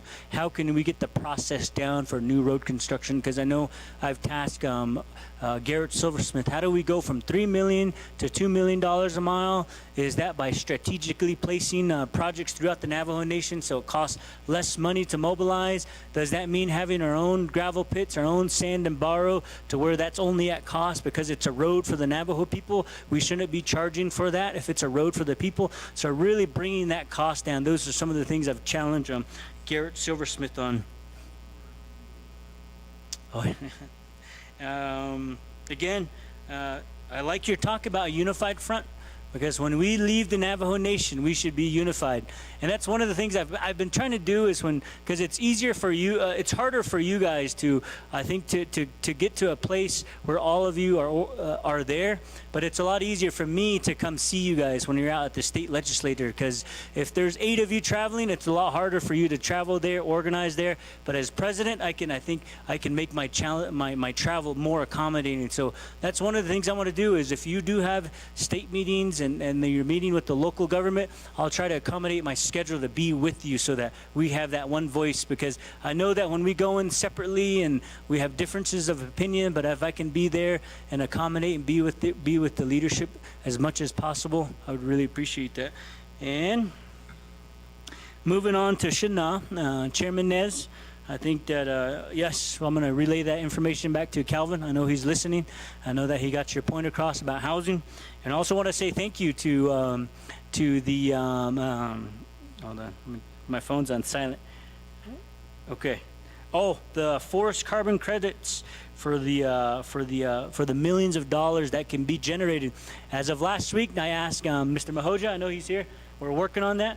Every trip I keep talking, where's the letter? I think we've drafted the letter and it's in the works. So hopefully within the coming weeks, we should have that letter so we can get those California carbon credits going, because that's in the millions of dollars too. So I know since taking office, I've brought my other word outside of gravel pits is carbon credits for the California credits that are available. So looking forward to getting that letter from DOI, and hopefully soon those millions of dollars from the passive. That's another passive revenue that's been being worked on as well. So thank you. But first and foremost, Chairman Nez, I just want to say thank you.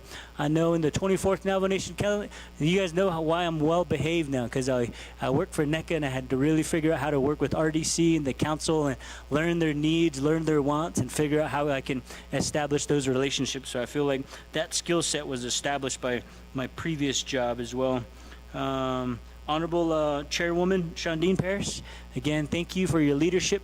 And thank you for being a proud Mustang and bringing resources to your community. Looking forward to, I really want to come join you. I know First Lady, I think she was out there a few weeks ago. I think they had an event out there, so I'm glad that you and the First Lady are proud Mustangs. And as a Mustang in-law, I will try to do my best to make sure that I make my time to get out to Kayenta as much as possible as well. And then Chairwoman, ECN, Eugenia Charles Newton, again, as I told Honorable Mr. Nota, that I'm really trying to figure that out.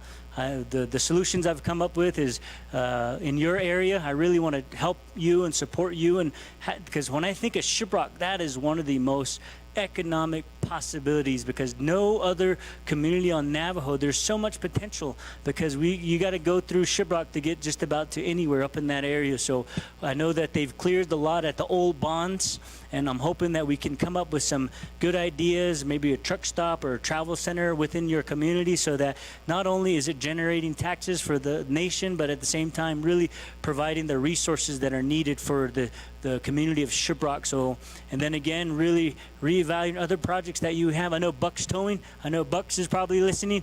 We are working on it, Bucks. I've tasked Tony Skerlanis to make sure that we help our Navajo businesses that exist. Because one of the things I was thinking about when it comes to Bucks Towing was he pulls out our Navajo police officers. He's helping our first responders. But then again, we can't even help him with his business site lease. We can't even help him and support him and even embrace his small business as a Navajo business owner. So I look forward to your leadership. Look forward to working with Bucks.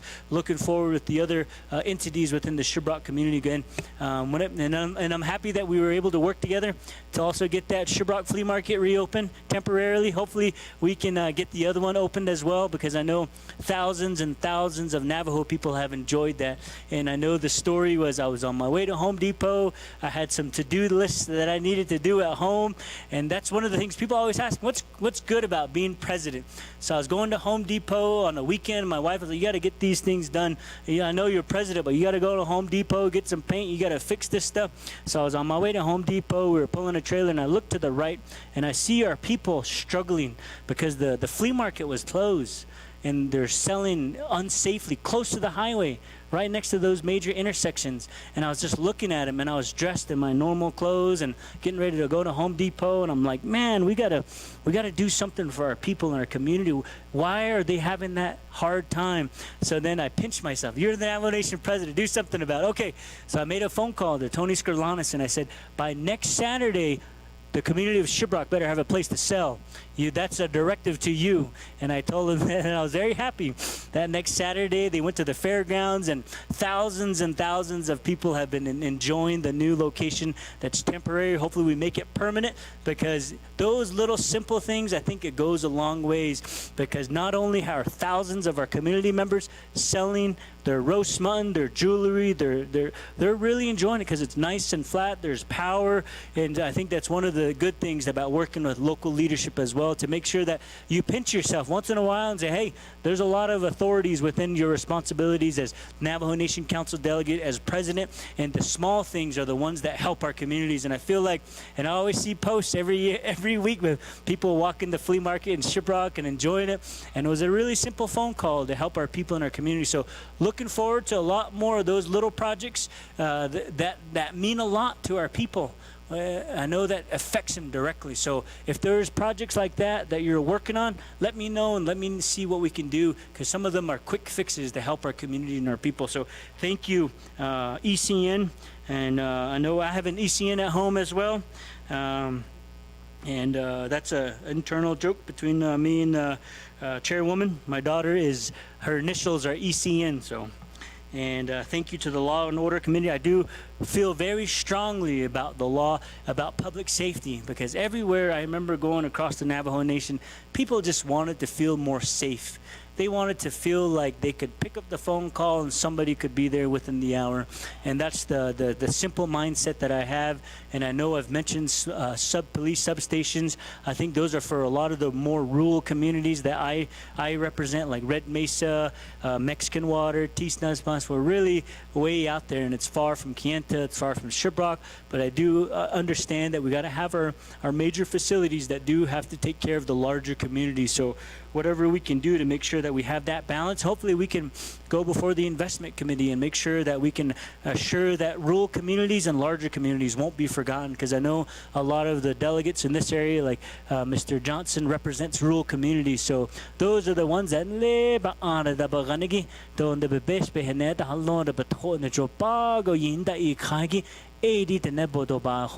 that's what the people I think about too. So again, same thing. I know Dr. Nez, I know your area has got a lot of clay, so a lot of people get stuck really easy. So we got to really work on that as well when it comes to gravel pits and roads. And Mr. Arviso, good afternoon.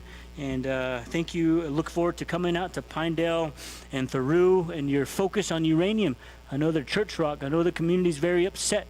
And the community really wants a viable long-term solution to make sure that their voices are being heard. That's something that I'm working on with our new EPA director, to try to find that fine balance. I know the water is completely contaminated. I'm sorry that your 6 chapters have to buy water, because a lot of chapters can just, like me growing up, I got used to drinking windmill water. I shouldn't have been doing that, but I grew up drinking windmill water, and then those little those tin ones. Again, thank you.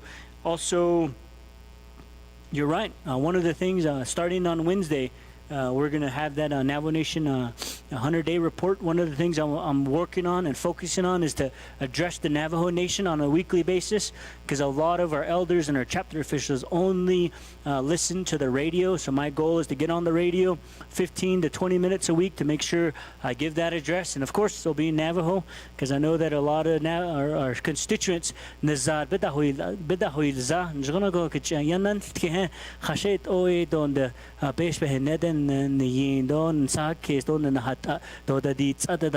so really, I know I'm getting a little rusty on my Navajo, so I got to get back on the radio and communicate to our people. So if you're listening all over the World Wide Web and on social media, I will be getting back on the radio and really fine-tuning my Navajo, so it's just as good as Chairman Nez. So access to appointments, I know. I think that's where just addressing those issues on the radio will address a lot of those things. Because one of the things I look forward to, and trust me, I've interviewed people, and a lot of them have declined me, and I've worked with people that were the 3rd choice, 4th choice, or 5th choice, but their heart was in the right place, and they're making those commitments to make sure that they're doing their very best. Because a lot of times you don't want to have too many people that are that have never seen the system. So I've really tried to do a good job of having people that have been in government, that know the experience, that are competent, and that are willing to get things done, and then bringing in people that this is their first government job so that we can mesh them together. And one of the things I'm really big on is cross-training, making sure that people know one another's jobs so that everybody gets to know what's happening. So that's one of the methods I've been using, is really not making sure, because a lot of the strides that, like I told you today, is we're getting 164s through. We're able to sit down with OMB, set up certain units. I wish everybody could do that. So I'm making sure that if people that have that skill set, they're cross-training so that there's more than just one person doing it. If we can have 5 to 8 people in the president's office that really know how to work the system and get projects moving along, that's going to help all of us. So again, that's what I've been thinking about when it comes to our appointments. And you've heard my thoughts on public safety and housing for our veterans. I know the Hogans and the homes. One of the things I've really been focused on is I really, like I said, mentioned earlier, maybe it's because I'm a minimalist and I'm a penny pincher. I've really thought to myself that if somebody is going to get a free home, I really want to build as many as possible within that pot of money. So I've tasked the Veterans Administration, get the 3-bedroom, 2-bedroom bath, the living room, the essentials that's needed for a home, and make sure the quality is second to none, and make sure it's as cost efficient as possible. So instead of building 8 Hogans, let's build 16 homes and serve 16 veterans. Because when it comes to free homes for veterans or free homes to our Navajo people, nowhere in America can you get a free home. But on the Navajo Nation, we strive to at least give a free home to somebody. So when we're giving out free homes, we're trying not to say, don't be putting marble and granite and all this other stuff that you should be getting. You should be getting the most realistic home that you need, because people that don't have a home, that live in a shack, that live in boarded up shade houses, all they want is energy efficient homes that is efficiently and as effectively as possible. So when I think of a free home, I think of somebody living in a shack, somebody living in a chao, somebody that abazak hakeda hat inigi dagote skaz and the kushi be set down. Those are the people that are getting the free homes. They don't mind a cost-efficient, effective home. But I know there's some of our family and our relatives that can afford a nice home. That's a different option.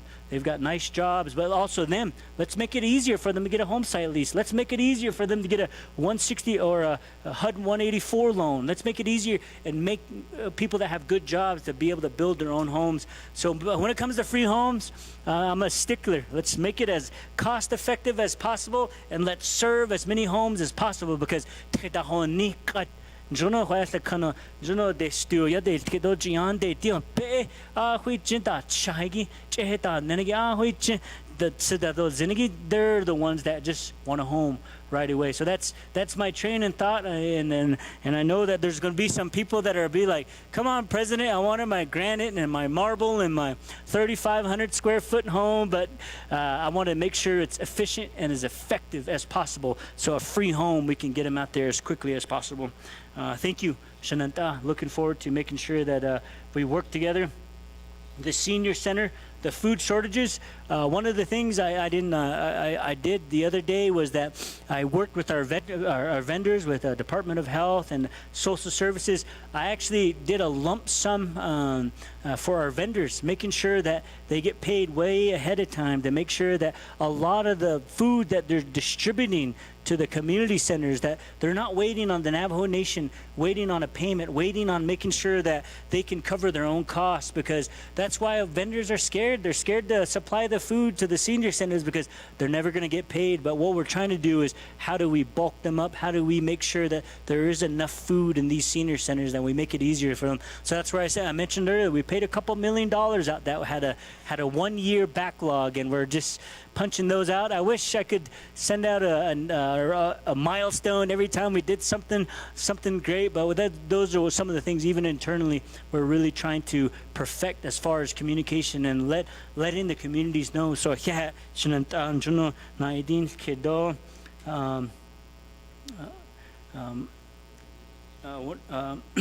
I'm gonna turn this way. So, Sister, Honorable Shauna Claw, and Doty, your question about Doty, I know that was a complete surprise to myself as well. I found out a couple hours after the fact that the superintendent was removed, and that's something that I'm really focused on because it's a little embarrassing when it's a couple hours after the fact that the Navajo Nation president is informed that somebody was removed, or the thoughts of even removing somebody of that position should have, because education is very important all across the board. So to me, looking forward to new appointments, looking forward to making sure that the right superintendent is in place, because that's something that we really have to strive for, because I know there's 31 BIE schools, and I know there's just as many schools that is under the Doty and the new reorganization as well. So it's very important to me. So I look forward to people like champions like Dr. Andy Nez and a few others that are champions of education in this room to get that clarified and moving forward on it. So, Madam Vice President, I'll be okay. These next questions, I'm going to hand them over to the Vice President. So.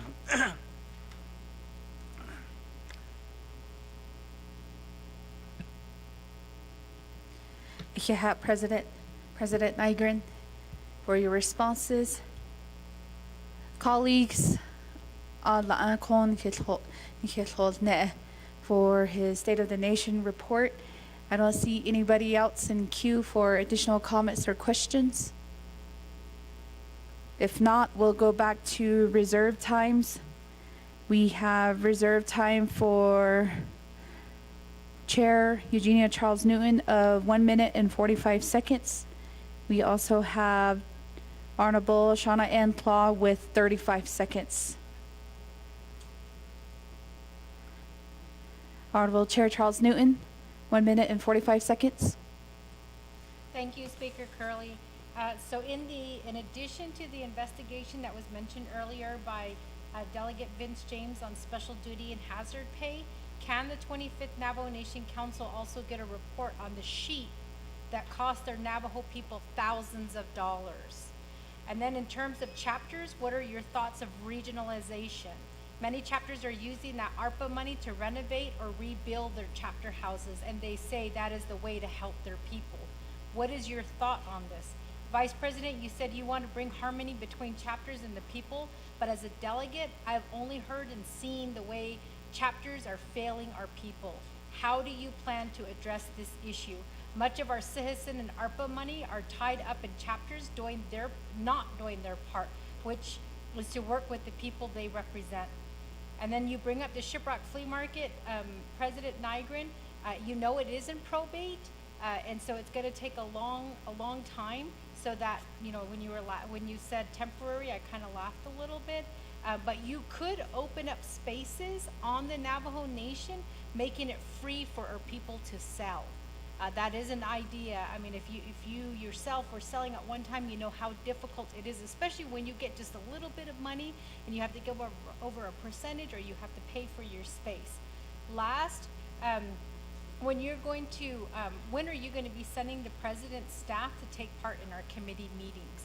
I know that Law and Order Committee, I do call upon President's office to see which one of your staff members is listening into the issues regarding law and order, public safety on the Navajo Nation. I never hear a response. So if I can get some assurance that that's going to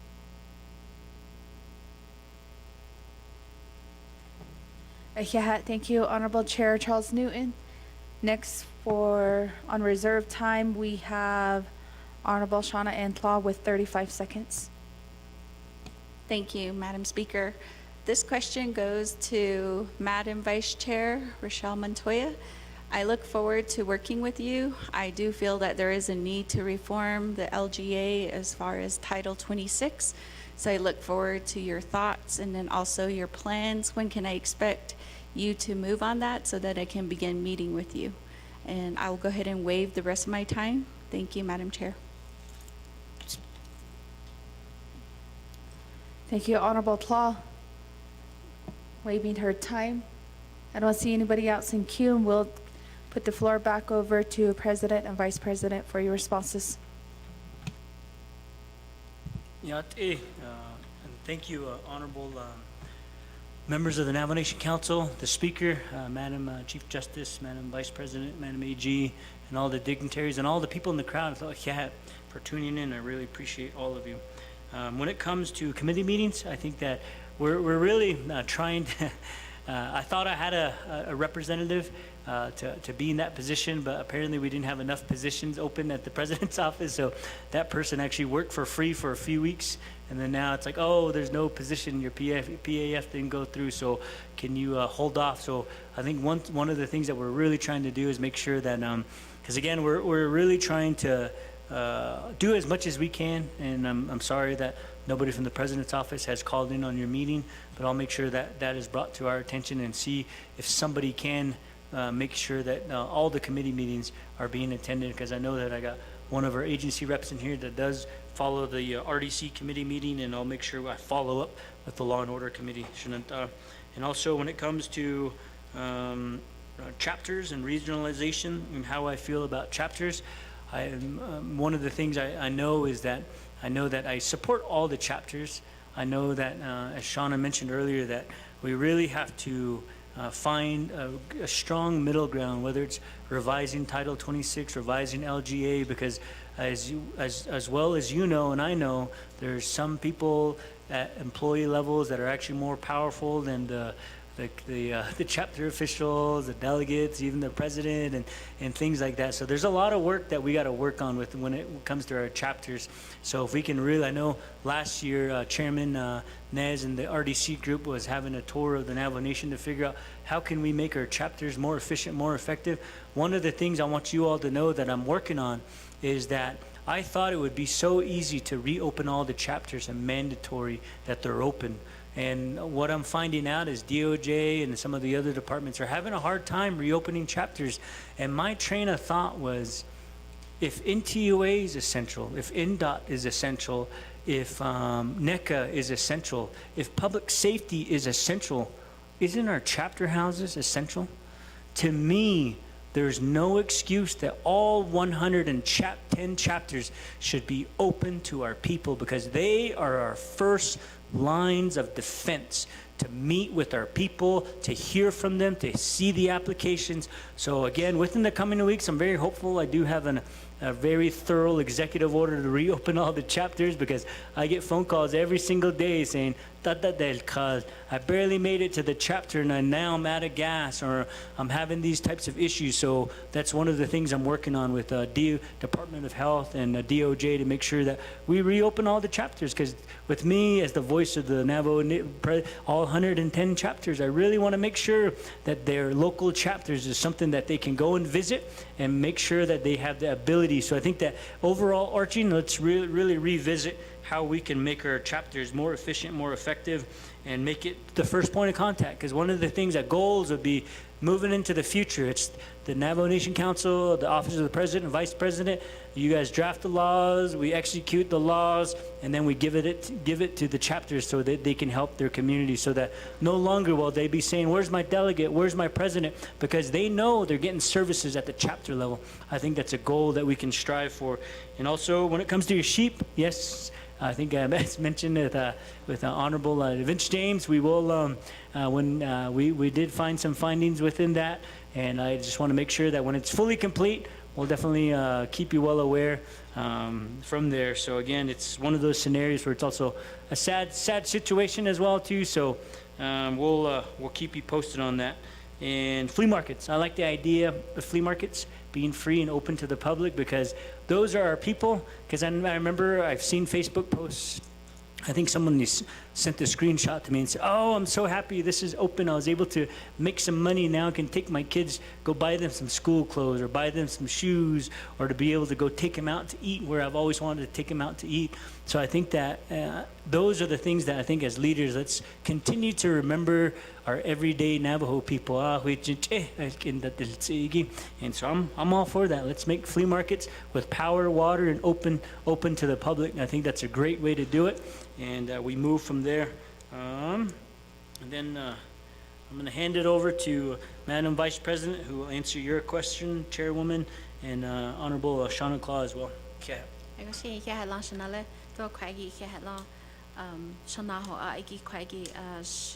Shadeja do no sa kwagi na idol kid. 2 years I was chapter president for Torian Star Lake chapter, and before that it was Shajado Shachedan Linigi kwagi not anin le. Ko ya di nle Navajo Nation Wonder Rock da what ahanet and hit that Nisland ko. After research of certain policies that were brought down to the chapter level, as a researcher, just not myself, but many other people in our communities, we found out that the information they were giving us at the chapter level was way different than what was being expressed at the Window Rock level. And so with that, what I would like to accomplish is to have a uniform policy across Navajo Nation within our chapters. As far as our community service coordinators, our community managers, our township managers, and then our account maintenance specialists and our office specialists. They have been bombarded for many years, decades of with certain things. And I'm sure that they've gone through the policies, they've gone through the procedures, and they probably shifted some things to make sure that we're helping our people. But that's also what has gotten us in trouble at the chapter level.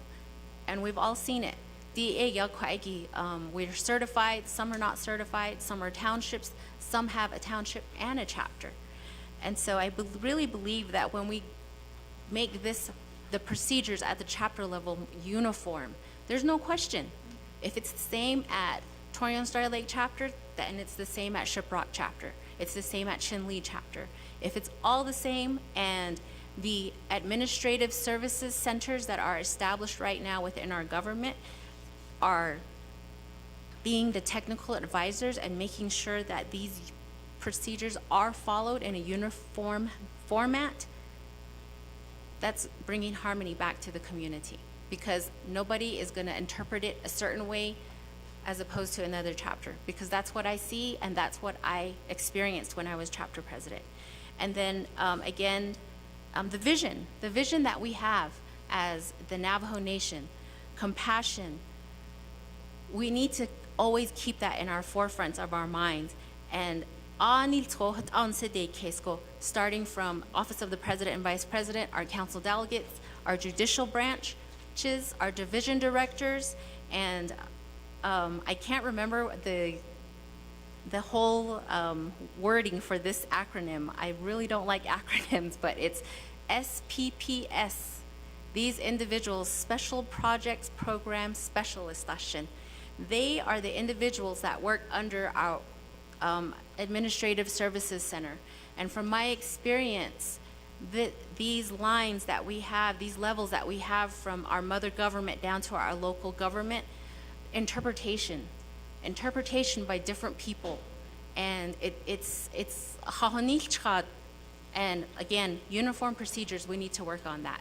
And as of right now in our administration, we have already started looking at some of our policies and procedures, and we are finding out where some items need to be removed because they are not what today's standards are anymore. And so that is our work right now.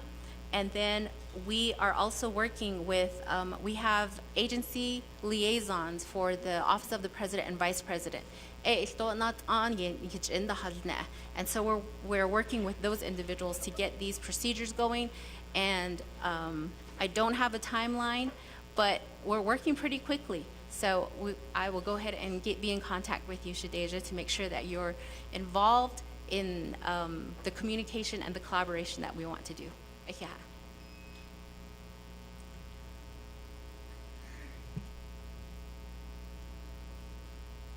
Thank you, President and Vice President, for your report. Colleagues, I don't see anybody else in queue, and we don't have any more reserved time. Without colleagues, second call, third call, we're going to vote for the State of the Navajo Nation address. If you're joining us via Zoom, feel free to text in your vote to Jalissa or our Chief of Staff.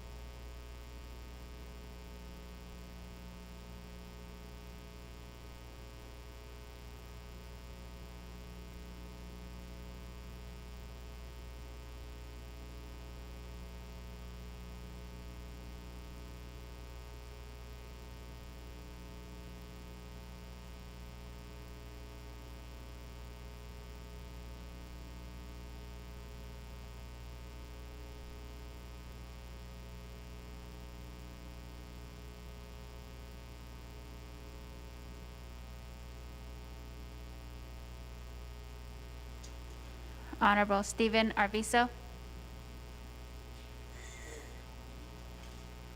Honorable Stephen Arvizo.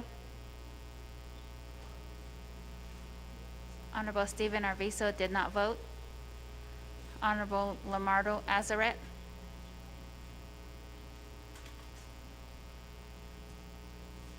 Honorable Lamardo Azaret.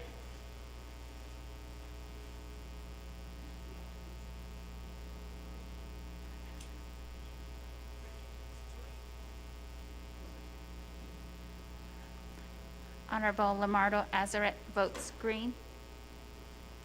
Honorable Helena Nez Begay. Honorable Helena Nez Begay votes green. Honorable Brenda Jesus. Honorable Brenda Jesus votes green. Honorable Stephen Arvizo.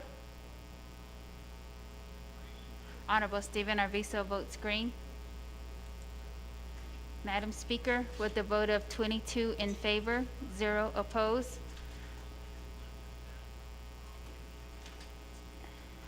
and Madam Speaker not voting.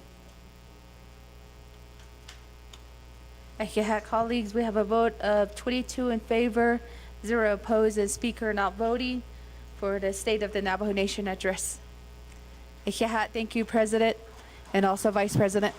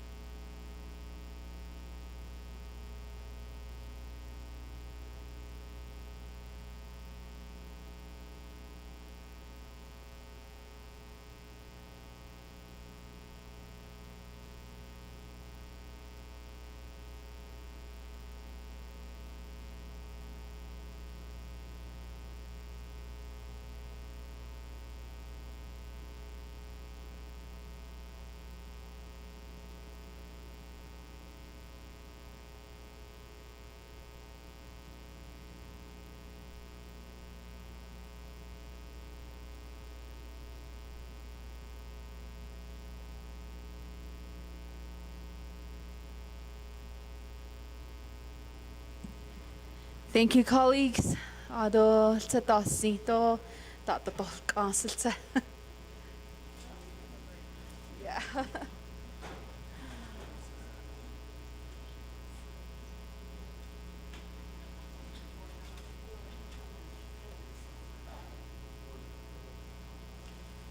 State of Nation.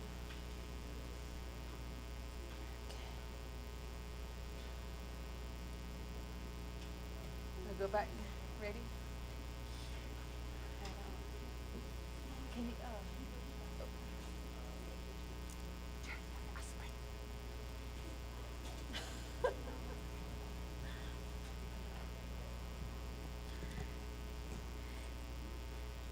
Thank you, colleagues of the 25th Navajo Nation Council. We do have the Chief Justice of the Navajo Nation here within the chambers. We'll be going to moving on to agenda or item number 5, receive report from the Chief Justice of the Navajo Nation.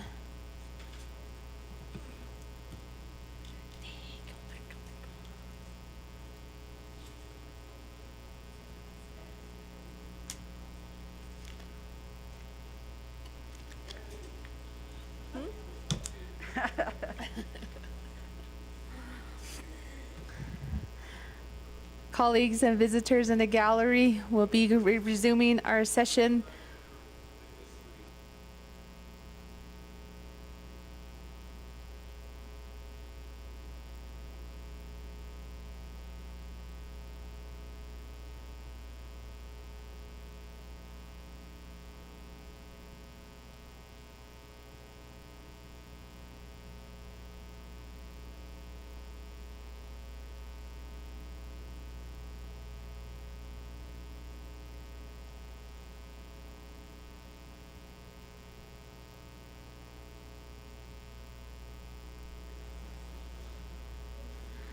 Thank you, colleagues. We'll resume with our agenda this afternoon, this evening.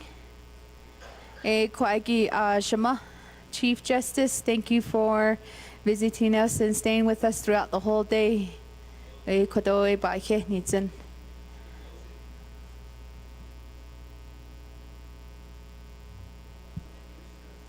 Honorable Damon.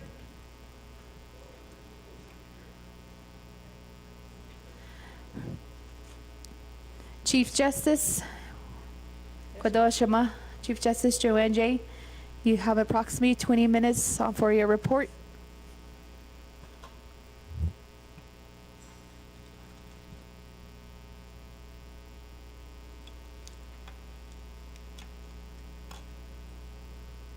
Yate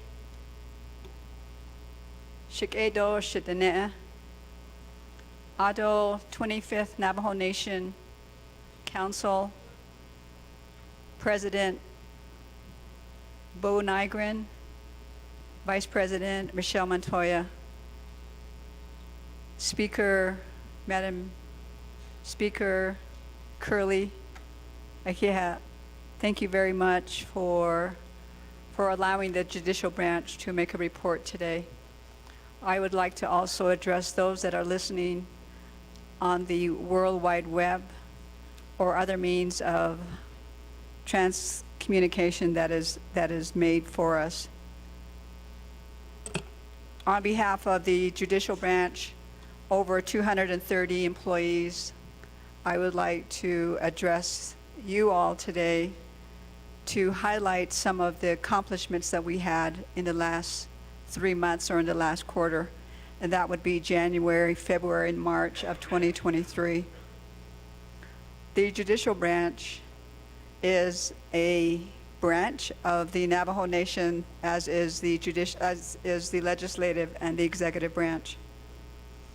I wanted to say that I was very grateful today to be able to listen to the conversation. I was very blessed to listen to the conversation about our people. How is it that we are going to help them? I had much reflection. I wanted to talk about, I thought about this, and it was to go over some of the information that we have in our report that we already gave to the council today. And so I won't repeat a lot of that. There are statistics in there. I wanted to share with you that our employees are the one that chose what it is that they wanted to share with you. So that information is our judicial branch second quarter report, which is now on the website. I would like to introduce at this time Karen Francis, who is with the judicial branch right now. She is the acting administration of courts director. So I wanted to continue at this moment. I've been reflecting about the conversation that we were having today, and I really am grateful that I am able to be part of the 3 branches. I've been very blessed to be as the Chief Justice there. First of all, the judicial branch, we have to come before the 25th Navajo Nation Council as well as the executive branch. We come before you all for funding, and that's for general funding for 2024. I thought about the process. I thought and heard about the conversation that we were having today. One of the thoughts that we have had is that since 2018, since I have been here, is that we have always looked forward to discussions with the general funds allocation. The general funds allocation is part of it is the taxpayers funding our dene, our funding source, and other economic endeavors that we've had, some of those revenues that have been coming in. The judicial branch is very fortunate and very active in having 22 federal grants that we have worked with. That is great. Our thought is, though, however, that the judicial branch needs to have more of the general funds, more of the people's money. And the reason for that is that it is the heart of the people's money. And we are a branch, one, that has sovereignty as our basic tenet. It is what we do on a day-to-day basis. Today and every day, we had all of our workers working all day long, and hopefully some of them had an opportunity to listen to the proceedings today, and hopefully some will be listening this evening. There is a cause and effect here. All of the actions that we take as government, for example, when there is action taken by the legislative branch and when there is action taken by the executive branch, all of those actions affect the judicial branch. Everything affects the judicial branch, and this is how it affects the judicial branch. One, when there's uncertainty about home site leases, when there's uncertainty about grazing permits, about how long the 164 process is going to take. All of those has an effect on each citizen that we have before us, that live among us. So when we take a look at the holistic view of the judicial branch, we have to take into consideration the other two branches, because there is this cause and effect. Everything that we do here and everything that is happening out in the chapters with our people has that cause and effect.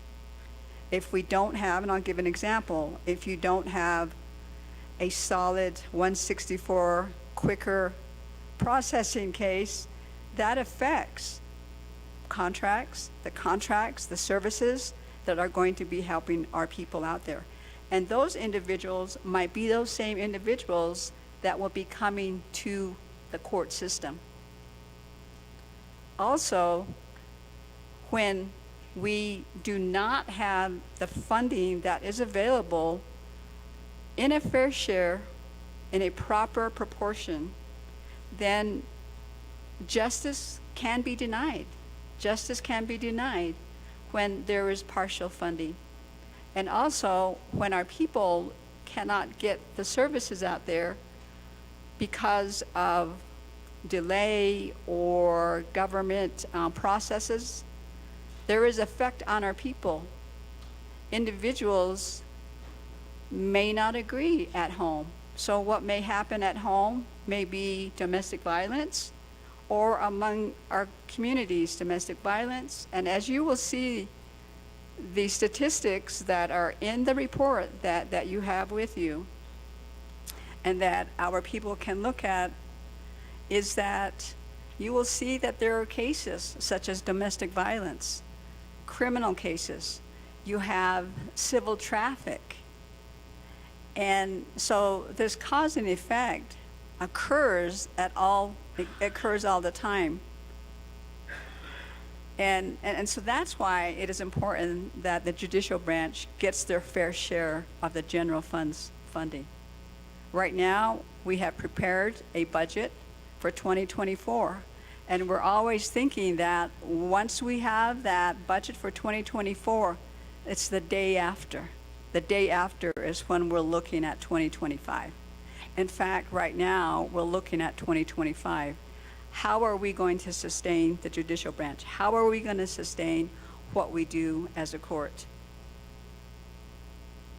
I sincerely welcome the discussion today so that the judicial branch can have discussions with the legislative branch, can have discussions with the executive branch. And that was a topic today that we listened to. Let's talk more. Now, the judicial branch, we have an administration of the court's office that does a lot of that. There are judges, we have 13 courts, and we have a Supreme Court. the judges and the justices have to be insulated from a lot of that type of discussion. Certainly, the Chief Justice does have administrative duties, such as looking at the allocations of the general fund's budgets. And other than that, we are in a position where we are going to be making decisions. We are going to be making decisions on behalf of individuals that come to our courts. Now, going back to sustainable funding can lead towards judicial independence. So when you have judicial independence, then the people are assured that they are going to have as best possible system that we have. When you have judicial independence, they are going to know that their decisions that they have been handed down have been impartial, that there was no influence on the decisions that were made. And so funding and judicial independence go hand in hand. So we are moving forward with the hopes that the legislative body, the 25th Council, and then also the President, and it is hoped that the President is listening at this time. The message that we would like to send over to the President's office as well.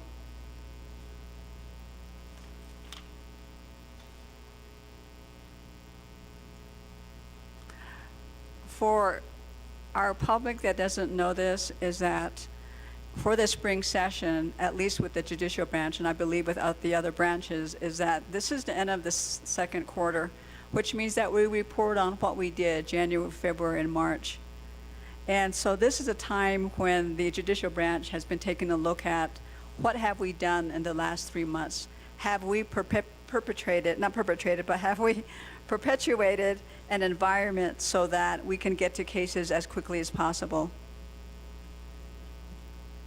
We are moving forward and looking forward to laying the foundation for a continuing requirement. And I want to have those that do not know this, but the judicial branch has no political appointees. All of the employees go through a hiring process. So unlike the other two branches, we are not elected to work as well. And so with that guarantees to the best possible extent that there is that judicial independence. There is that demarcation line in regards to how we do our decisions. Now, today we heard and talked about small businesses. Small businesses are a heart of a nation such as ours. And when we have economic development, that is when there can be decreases in domestic violence. There can be decreases in criminal cases, because we, through economic development, through our planning, through all of this, we are putting in the hands of our people the skills, the knowledge, the homes, and so forth. And so it is very essential that the three branches work together in that sense to recognize that the judicial branch does see the results of the actions of our government. And then also, that's not to say that there will not be any conflict. That's not to say that there will not be any hard times, and that certainly the three branches have our work that we are entrusted to do by our people.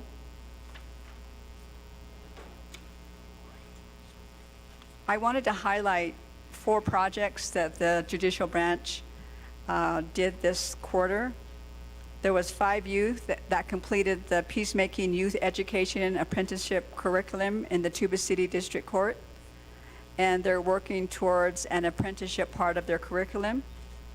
And this program is part of not general funds, but federal funds that we receive, but they're frozen at this time. However, the peacemaking program finds it so important that they continue to work towards educating the youth, and that's a big part of the peacemaking program. Another example is in the probation services department. Probation officers engaged and volunteered and worked with organization to assist during the winter session, including food banks, food kitchens, coat donations, donating wood, and so forth.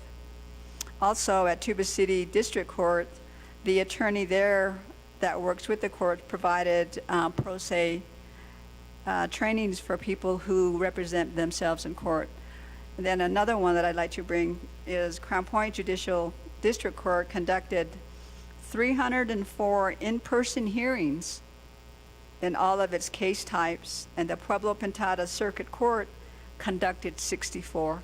So just in the last 90 days, the judicial branch has been very active, and at this time, we're moving forward to a gradual 100% reopening of the judicial branch. As I have reported before, the judicial branch has always been open. We had some statutory cases that had to be worked on. We could not delay those. We could not just set those aside.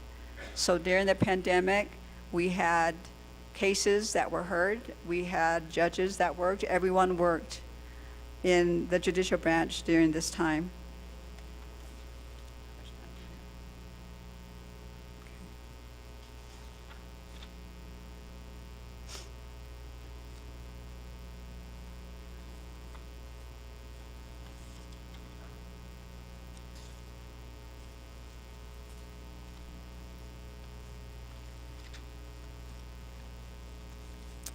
So at this time, the judicial branch, again, would be inviting the legislative and the executive branches to take a look at what the districts, really do. And that takes some time. That takes time to address some of the issues that are out there for all the branches, including the judicial branch. The judges are working, they are impartial, and they have a lot of cases that they're working on.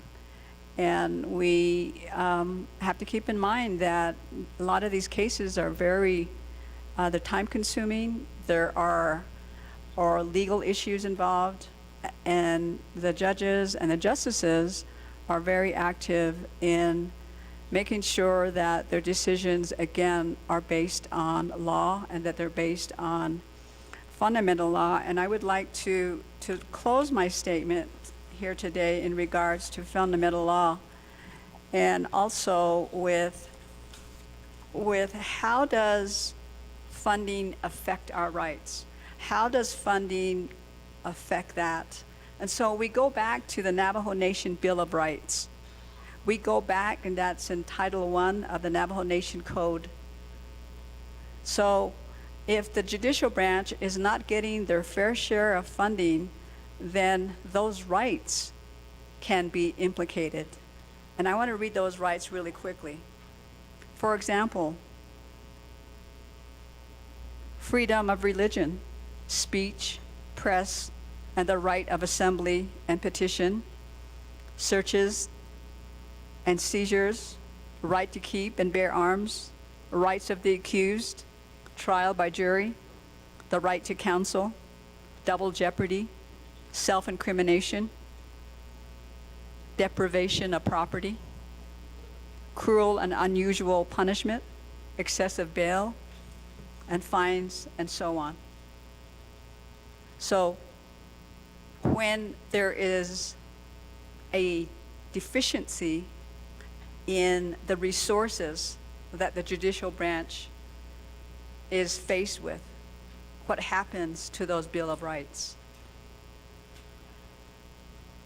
That is bahastikot. So I wanted to bring that part out. Also, under Title II, we also have the opportunity and the mandate, actually, from previous leadership that we will decide our cases with the foundation of the Diné in mind, with Diné law and Diné government in mind. And that is, and I want to quote this part of it, is that it's very important. It says, and this is a resolution in 2002. It's CN-69-02, November 1st, 2002. And I quote, it says, whereas the Diné have always been guided and protected by the immutable laws provided by the Diyin Diné, Nahastan and Yedalchith. These laws have not only provided sanctuary for the Diné lifeway, but has guided, sustained, and protected the Diné as they journeyed upon and off the sacred lands upon which they were placed since time immemorial. So,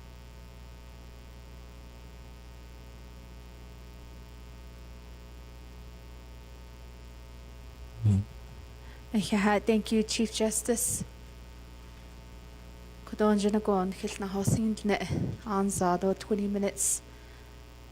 Believe we do have a motion on the floor from Honorable Damon. Is there a second? Second by Honorable Parrish.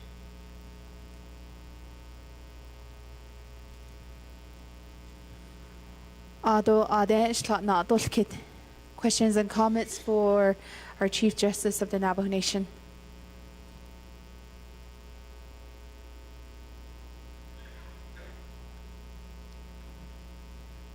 Honorable Chair Eugenia Charles Newton, you have the floor. Thank you, Chief Justice, for the report. What I'd like to see is your statistics. I want to know how many domestic violence cases you have heard, how many DV temporary restraining orders and also protection orders have been granted. I'd like to also see from every district what your top 5 cases are, what your probate, your timeline is for hearing probate cases, how you're working with peacemaking, in addition to the grant funding that you guys are receiving, what you guys are using with that money. And I understand your judicial independence. However, what I do need to know is, and I know that this kind of falls in line with the Judicial Conduct Commission, but how are you addressing judges who may be creating hostile work environments, or those judges that perhaps need to be reminded of what the judicial canons state? So if I can get that information, Chief Justice, I reserve my time.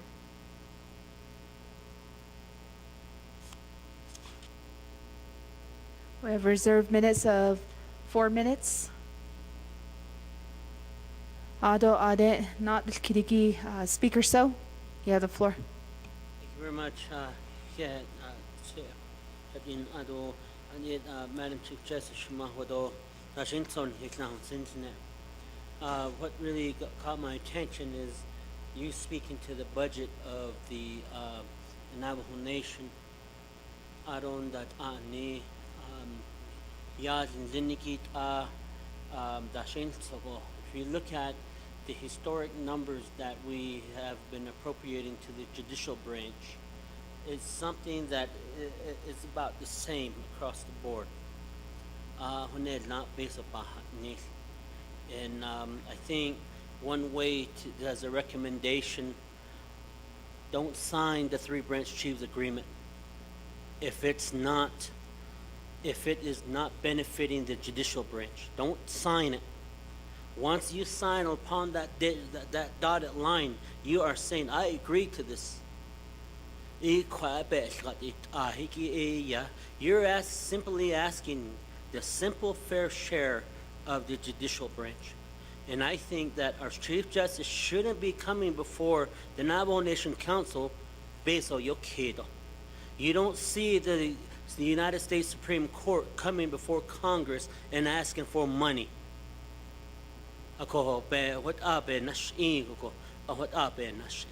The other is that another recommendation is that maybe through the amendment of Title 12, we could make the appropriation based off a percentage ratio, where appropriation should happen.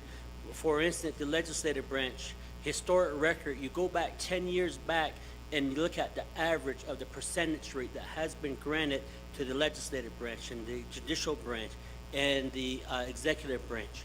How you come up with the average percentage ratio, and that percentage ratio is utilized for the three-branch chiefs agreement. The three-branch chiefs agreement is just a recommendation. It's not law. So if you think you are being armed it over and things like that, don't sign it. If it does not benefit you, do not sign it. Benina niki a konje in la koko bes a kot ki a hot a beso at khada di netok at but a bet that on nishuna hot beniek a budget season startup adon. If you have to stall it, stall it. That's plain and simple, because you are a branch. The executive branch, the legislative branch, and the judicial branch. Only the but the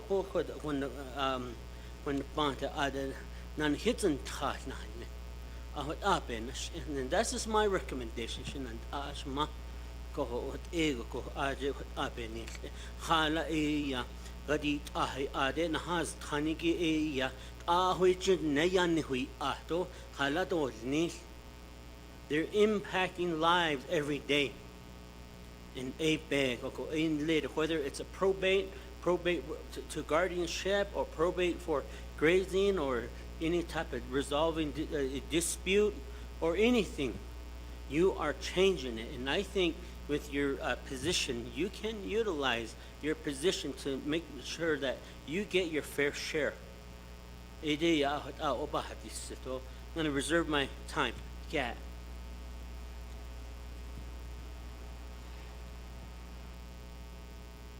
Reserve time of 1:19.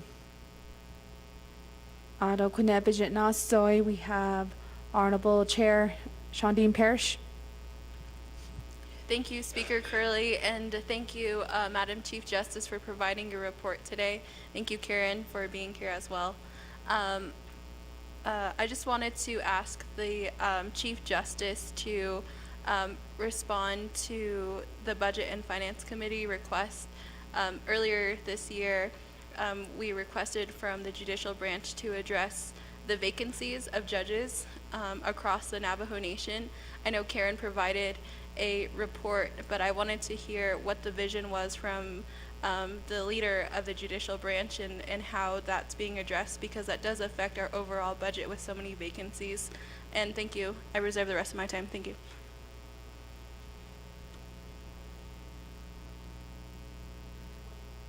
Reserve time of 4:19.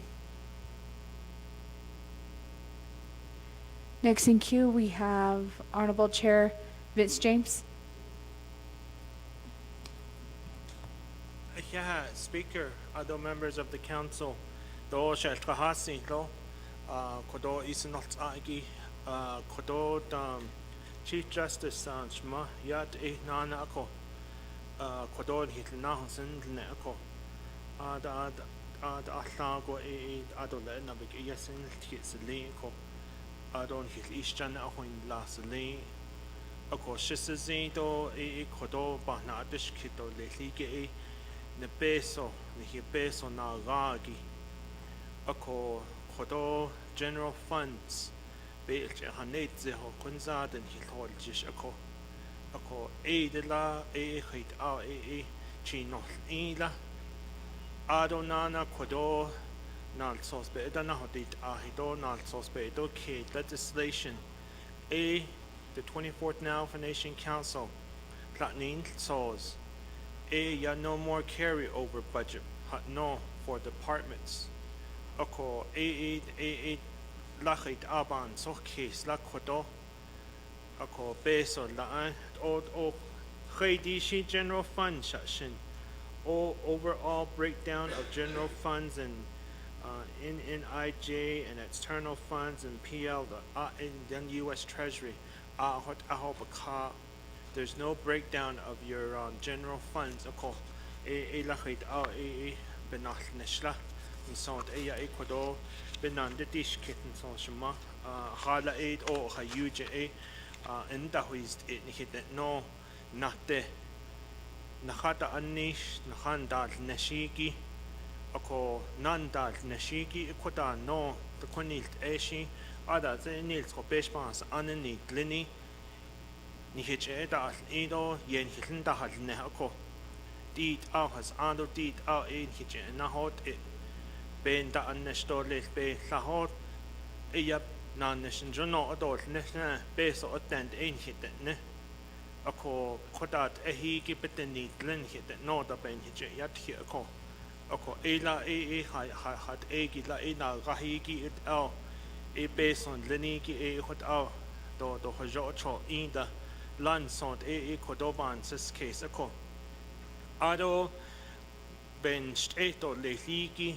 e ya leda na nation o e khahol ji stok khote dije ako ade na sos no tahle ako khait a hona neshil ido khait a hona neshil lenigi aje banjil nestobel dajil neshigi e aje na sos khade yi do hot a ye khol ta hui a ako ايش نقليا ايش احنا نقلناها اي لخا انخول جشلا your evaluation اكو اكو اتسا وحدون بانا خينا اجا اكو اوتا جا احنا كتانو نيشتا اي عند احنا كان جو confirm ان النت اون سو دان بان سس كيس اكو اي كوايكي your evaluation نيكي لخا اخول جشلا e hot a e benandel kito lito khahola atso elne to lita jokot a e han lenigi e in ande de dis in sanchema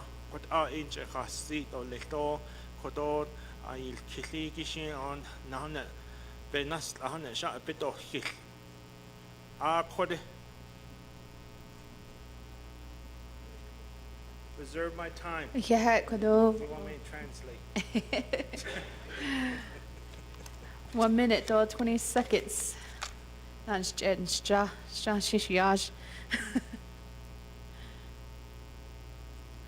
Ado kunebana sogi, Honorable Dr. Andy Ness. Oh, yeah, Shada, Madam Speaker, Arakodo Shema, Madam Joanne Jane, Chief Justice, as well as Karen.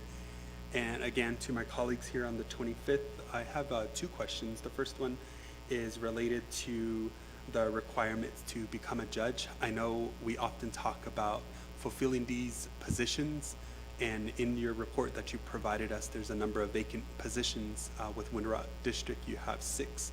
Ako kwaeki e ya khait a do lis do benache when you become a judge serving the Navajo people. Are you amenable to amending that requirement when it comes to the Judicial Conduct Commission records, as well as being fluent in the Nebazad?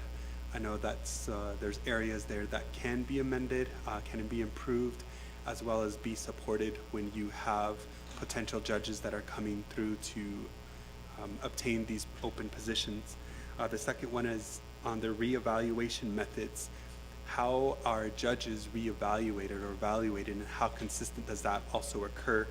And the overall working environment of those individuals that they oversee and work alongside as well. My understanding is there are several, conditions that affect the workplace, such as turnovers. And so I wanted to learn what those reevaluation methods are and how persistent are they as they continue throughout the year. Those are my 2 questions right now. I reserve my time. Yeah. Reserve time of 3:25. At this time, we'll turn the floor back over to Shema, Chief Justice, for your responses.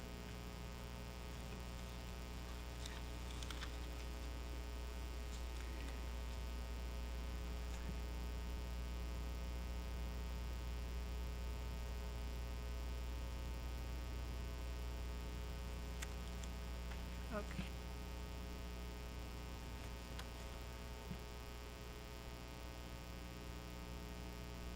Thank you for the questions, Chair Charles Newton. The first one is in regards to whether or not we are able to provide statistics temporary restraining orders, that was one that was mentioned, probate, and so on. Certainly, the statistics that we turned in from the judicial branch in the report that you received, it does not have, for example, the temporary restraining order numbers. It doesn't have the probate. It has a probate generally overall numbers. However, if you get down to the reports, it does not have the temporary restraining orders and some other. And Madam Chair, if there are some other ones that I missed, then that one, we can get back to you on that. But in regard to some of those details, we don't have that. Although we have it in our what we call our computer system in our Justware. So it's a matter of crunching numbers as to where are the temporary restraining orders, how many of those are there, and what districts they are from. So those can be provided. Those are not in the report at this moment. We do have in the reports, we do have the caseloads for the second quarter for domestic violence. And that's just in this 90-day period. It's 1,315 cases for the domestic violence. Now, the 5 top cases, types of cases that come up, and it came up 6 months ago when I made a report earlier, 6 months ago, and it seems that the trend continues to be the same. The first one is civil traffic. If you look at the statistics, the civil traffic cases are very, very high. There are 10,561 total, and so that's a total amount. So the next one are criminal, and those cases vary in regard to the types of cases, the criminal cases they are. There are 9,151 cases. There's family civil cases, which is 2,951. There's criminal traffic, which is different than civil traffic, which has, the criminal traffic has 1,662. And then we also have civil cases, which is 1,344.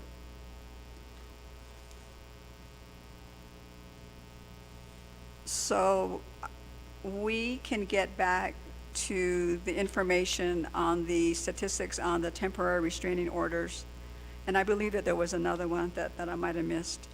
So Delegate Charles Newton, we will get back that information back to you, and then also to the council, the 25th council. We will provide that for you.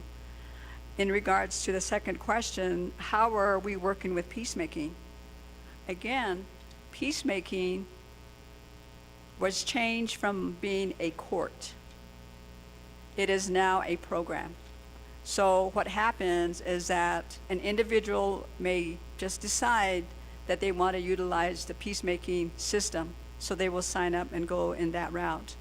And the other route can be possibly a court may, the individuals within a court system may decide, because in order to get into the peacemaking program, you need to be able to agree. I mean, you are able to get in and say, well, I want to be in this process. So when you go through the court system, the judge may be approached by the litigants and say, well, we want to take this to peacemaking.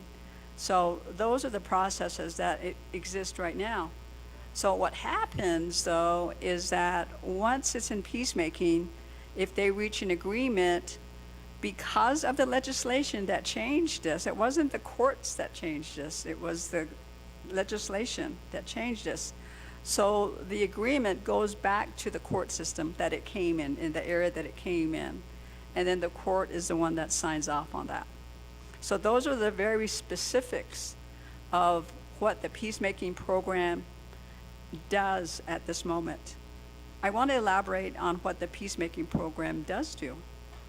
They work with students at different varying communities, and they're taught the customs, the tradition, and so on. So they do have that service, and that started as part of the official and the very important part of what peacemaking does. So not only do they have possible litigants that come in and hear their cases and talk about it. And so hearing the cases sounds like it's a court system, but basically they have a round chair, let's talk about it, so they do that. And so that is what the peacemaking program does. Now, they have traditional teachers, and so basically it is a system whereby it is the community. The community look towards the traditional individuals that are the staff individuals that work with the peacemaking program, and they meet with them. And peacemaking just doesn't stop there. They go out in the communities. They actually go out, and to them, time is not 8 to 5. They go all out. They meet with the community, people that have possibly an issue or a conflict. And so that is the peacemaking program as we practice and as we make decisions at this time. And the third question was the question about judicial independence and how that interacts with the possibility of the creation of a hostile work environment. And certainly there is a process. If there is allegations of or talk about a hostile work environment, so in the judicial branch there is a process. For individuals, we have the employee policies and procedures that is very extensive. It is different than what what the executive and the legislative processes have. What we have is bayetye. So if there is a hostile situation, if there's allegations of creating a hostile health or hostile work environment, employees or individuals are able to go through a grievance process. And in that grievance process, it is possible to look and utilize that mechanism, which does have in it the creation of bayetye, which means talking about it. So I wanted to answer that way. Now, in regards to judges and in regards to justices, I am the one that supervises all of the judges on the Navajo Nation. So I oversee training opportunities for them, do administrative work, such as, having, sign off on leave and so on. So that's the type of work I do. And then also, I also work and talk to judges periodically about, what are the issues that might be there. And just still, it's an administrative function that I have, but it still has to be somewhat arm's length, because we do realize that if they have a decision that happens to be on appeal, then we make sure that we don't talk about any cases, that's for sure. But we do recognize that. We have our judicial code of conduct. And not only that, it's not just the judicial code of conduct that we have, but it's our desire, it's our way, our way of life, so that the judicial branch can be, and the people can have confidence that this is how the judges are communicating with each other and the relationship that there is, and so that we don't have this sense of impropriety that may be perceived out in the public. So in regards to I want to talk about that the Judicial Conduct Commission has, for their role, that I'll talk about the first one, and then I'll talk about the other one as I move on to a different question. But they are the body that was selected. They are the body that was created through legislation by the legislative branch to hear complaints against judges. in and when the Chief Justice refers it to them. Now, if there is a complaint against a judge and it comes to me, it's in writing and so forth, it's signed, etc., so that we know that it's authentic. And so I take a look at it, and if I believe that this is an issue for the Judicial Conduct Commission to oversee, then we have policies and procedures for judges and the justice that I can do that. If it feels that because they are set up, they were set up for a couple of reasons. One is to take a look at judges' complaints against judges. The other part of it is to educate as well. The Judicial Conduct Commission are also responsible for setting up trainings for the public, for the judges, for employees, and so on. So they have a multi-function that they do.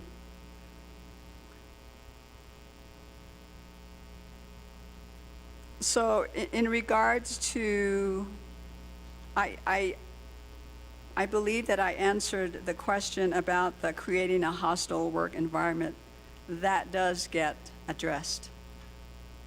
And so, you know, that is sometimes a time-consuming endeavor. That is, you know, when it goes to the Judicial Conduct Commission, you know, they have five-member commission, and they take their jobs very seriously.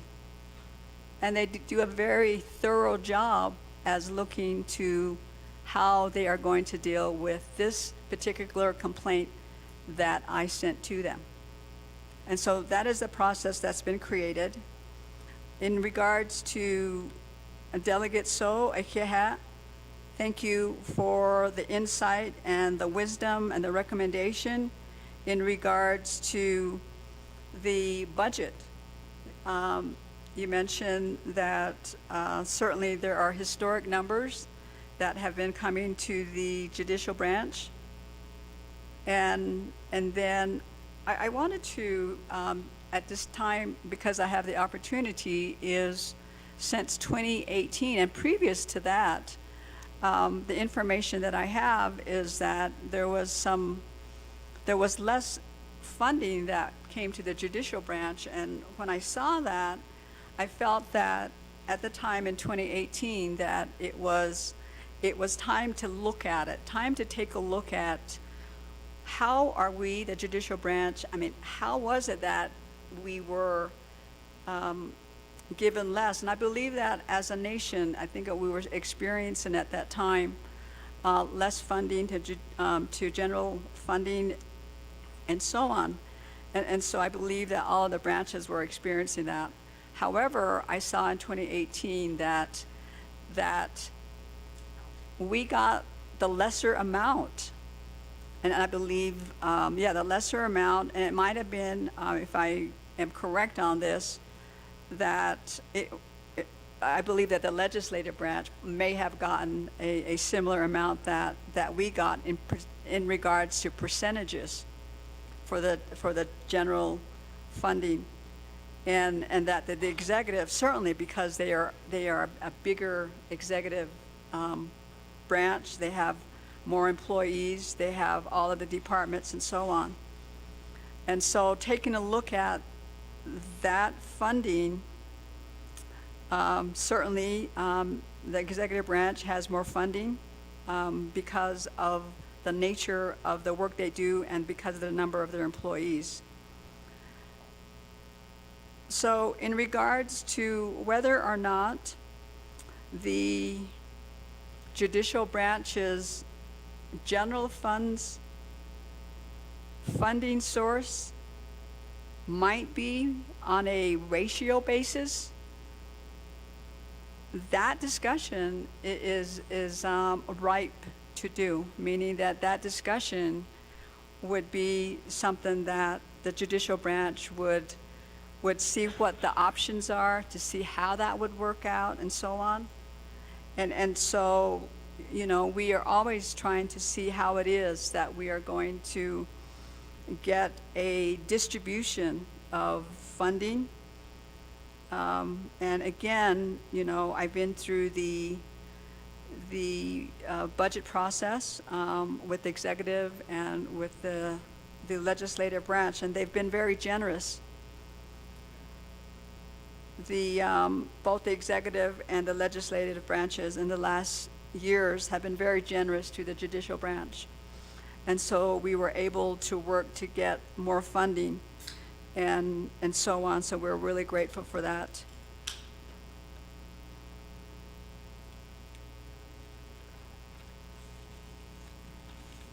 And also, just to acknowledge Delegate Otto So in regards to the three-branch chief agreement. And certainly that is for individuals that don't know, that are listening on the World Wide Web or wherever else that individuals are listening to us, is that tradition has had it that the three-branch chief would come together and make recommendations, as delegates so stated, and their recommendations for allocations. So thank you, Delegate So, for that comment. In regards to Delegate Chair Parrish, thank you for your question in regards to budget formulations. How are we addressing the vacancy of judges? Because that does affect the funding that is for general funds. Certainly it does do that. You know, the history has been that through the years, and I don't recall exactly what date it was, and it wasn't in the last 5 years, but it might have been earlier than that. I think it was the last one that we did this was in 2018 for general funds. It was because when we did have vacancies for judges, that we had hoped that we would fill it that year, but because of the history of not being able to fund the judges or justices, that I believe at that time there was like, just to hold that position, you know, there was, other than the total amount of hours that would be considered full-time for a judge. For example, a full-time judge is 2,088 hours. And so we have designed budgets because of funding deficiencies from the general funds, that there have been instances where we've put the judges as half-time, such as 1,044 hours. And so, you know, the judicial branch has done our part to work with the system.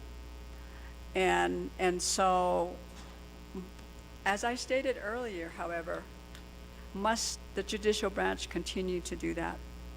Must we continue to fund judges' salaries at halftime? Because we have the hope, we work at all times to have the judges funded at the full 2,088 hours. In regards to how are we addressing, is your question, how are we addressing this?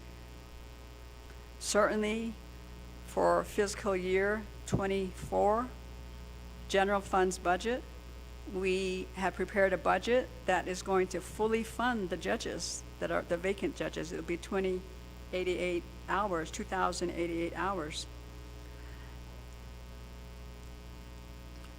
Judges' vacancies have always been part of the judicial branch. Not that we want to have it that way, but there are challenges. However, we're not the only ones, though. We're not the only branch that have vacancies. Of our vacancies, we may have 30, about 30. And how much was talked about today? 2,000? Did we talk about 2,000 maybe total overall in the whole Navajo Nation? So vacancies is a perpetual problem.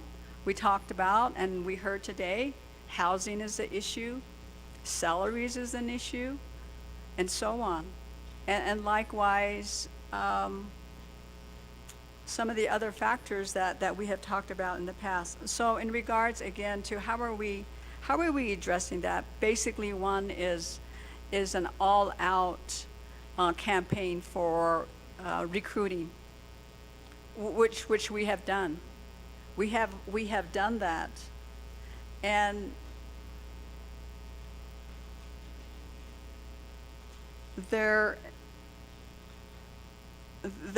and I will get to that. I believe that the question further on talks about the barriers, and that was with Delegate Nez, and I'll get to that question there. But basically, you know, we have to take a look at barriers. You know, what are the barriers?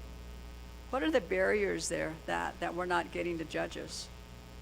And it could be, and Delegate Nez has that question, and I'll get to that question, is the process more rigorous? Is the process more rigorous than other positions? And so, you know, we have been able to hire judges. We've got 5 probationary judges right now. So we have done our recruitment, and we have been successful. We have 5, and then at the same time, then you have judges that, you know, that may be wanting to retire, so they move out, and so then that leaves a vacancy. And so I think that happens with every department, is individuals leaving for other reasons or retirement, or whatever that reason might be. So, Chair Parrish, hopefully we have answered the question that you had. And we now have questions for Delegate James. You asked a question in regards to the general funds funding. How do we use it? About 92% is on personnel. I think that might be the amount. And then about 8% is on operations and maintenance.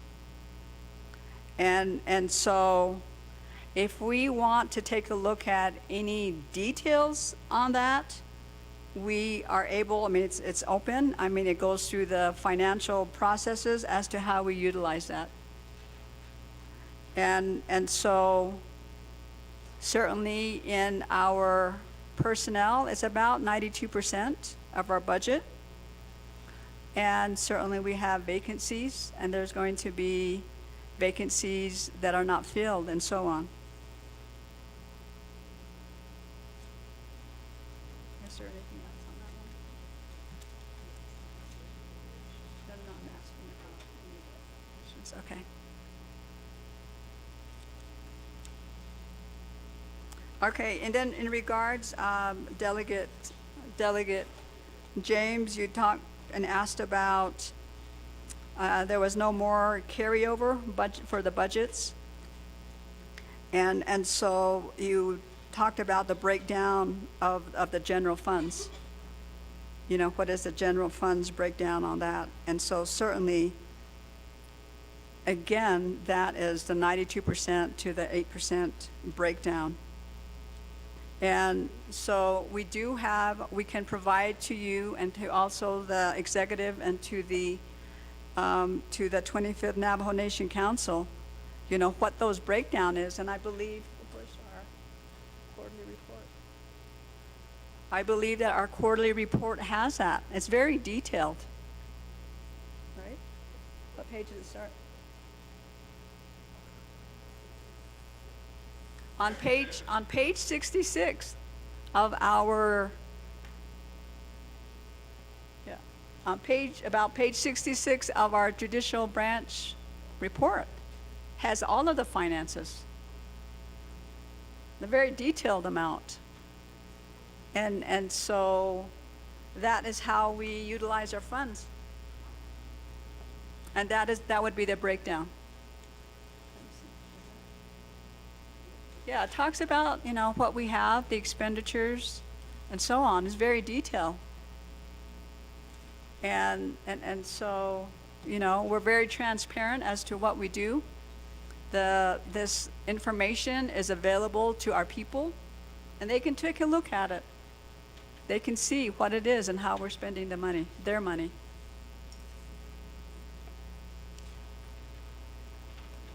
In regards to the third comment, Delegate James, apparently there are units that say they don't have enough money, and the money is not being used. And so the budget process is available to all of the units, all of the 18 units. And so when we prepare a budget, for example, for the 2023 general funds budget, all of the units, they decide what they want in their budget, because they're the ones at the district courts. So these are the 13 courts, plus peacemaking and probation and parole. They are the ones that say, this is what we need, and this is how we want to spend our money. They prepare it. They have that decision-making power in their hands to do that. And in regards to the comments that money is not being utilized, I'm not sure, you know, where and what that is very specifically, but I do know, again, that the units are utilizing their money. They have, each of the units, each of the courts, they have funding that is given to them, and they decide how they're going to utilize that money and how often and how quickly and how much. For example, right now, after 6 months, we should be at 50%. We should be at 50% in our spending, because we only have 6 more months left to finish off what you all and the president signed off at that time. So the discretion is up to the units. If they're spending at 25% or 30%, they have the funding. In regards to external funds, in regards to the 22 external funds that we have, those are federal funds, those are very specific to certain reasons why we had applied for those federal monies, and that certainly those are available to whatever specific scope of work that was made in getting that funding source. Certainly there are other units, there are other funding that may be wide open, such as tribal courts. And so when the units, meaning that the district courts, probation and parole and peacemaking, if they want to have funding, they make a request and talk with our administrative of the courts. And there's a discussion about, you know, we need this funding. And so I would just need more information in regards to how it is that money is not being utilized. We did have a Department of Interior funding that was awarded by court order, and that was through the federal government. And so those have come to our, you know, to the judicial branch. And it has just been recently that there is what's called a ranking committee.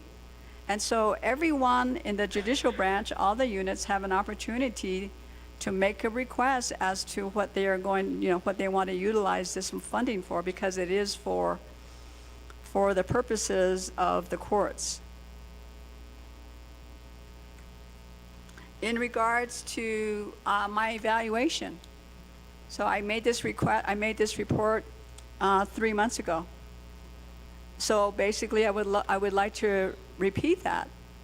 Basically, the evaluation process for the Chief Justice is spelled out in the EPP for the judges and the justices.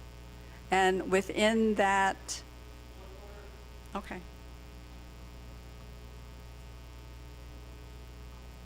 Point of order by Speaker So. Thank you. I think let's reframe the Chief Justice talking about the evaluation and direct the evaluation to the judicial branch staff that is responsible for the evaluation of the Chief Justice. And I'm just trying to protect the Chief Justice because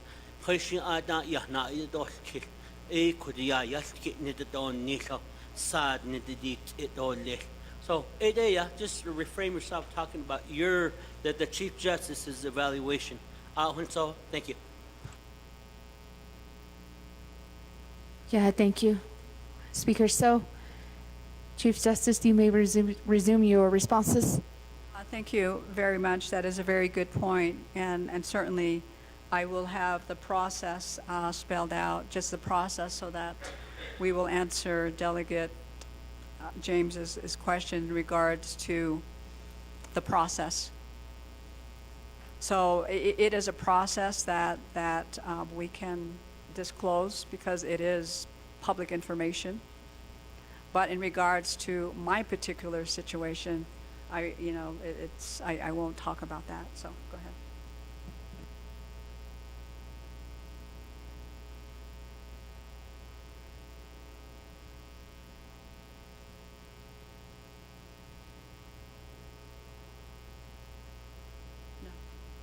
There you go.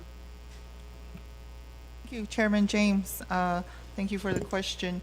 In the personnel rules for judges and justices, and this is available on our website if you go to the HR page, it does outline the evaluation process for judges and justices. In this particular section, it does say that the Judiciary Committee, which is now, of course, the Law and Order Committee, shall review and evaluate the performance of the Chief Justice during his or her probationary period. So it is up to the Law and Order Committee to do that evaluation. The section also talks about the scope of the review. So there are a number of areas, including judicial conduct and demeanor, understanding of and ability to apply law, procedural rules, and Navajo tradition applicable to each case, oral and written expression skills, punctuality and attendance, collegiality. There are a number of things that the Law and Order Committee would evaluate. So there is a performance review team that is put together for the judge or the Chief Justice, and this evaluation process also outlines the timeline for when this performance review takes place. So as I mentioned, this is all available on our website under number 10, Personnel Rules, Judicial Performance Evaluation. So when it's another judge, the Chief Justice does the appointment of a performance review team. However, as I had mentioned, for the Chief Justice, it's the Law and Order Committee that works on this evaluation. So that is all included in the personnel rules and for judges and justices. And I can send you a copy of that, Chairman James. Thank you.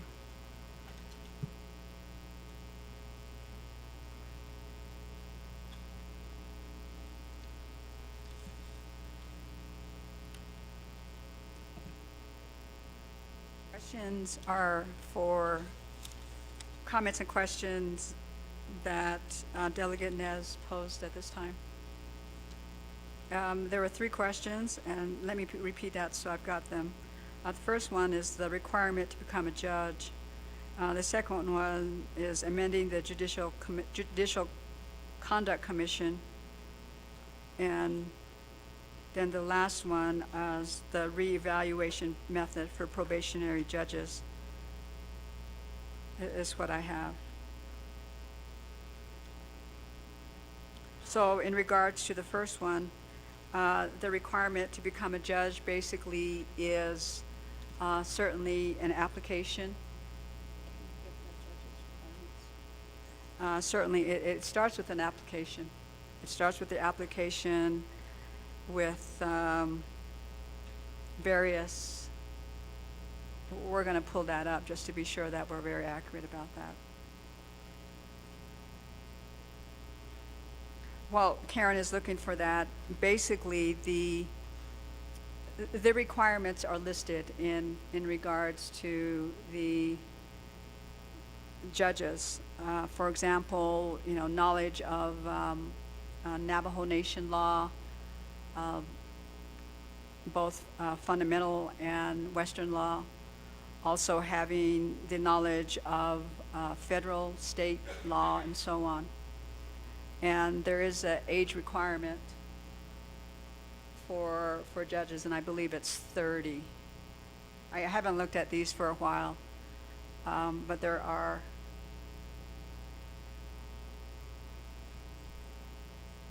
We're trying to pull that up so that, but we're pretty accurate with that.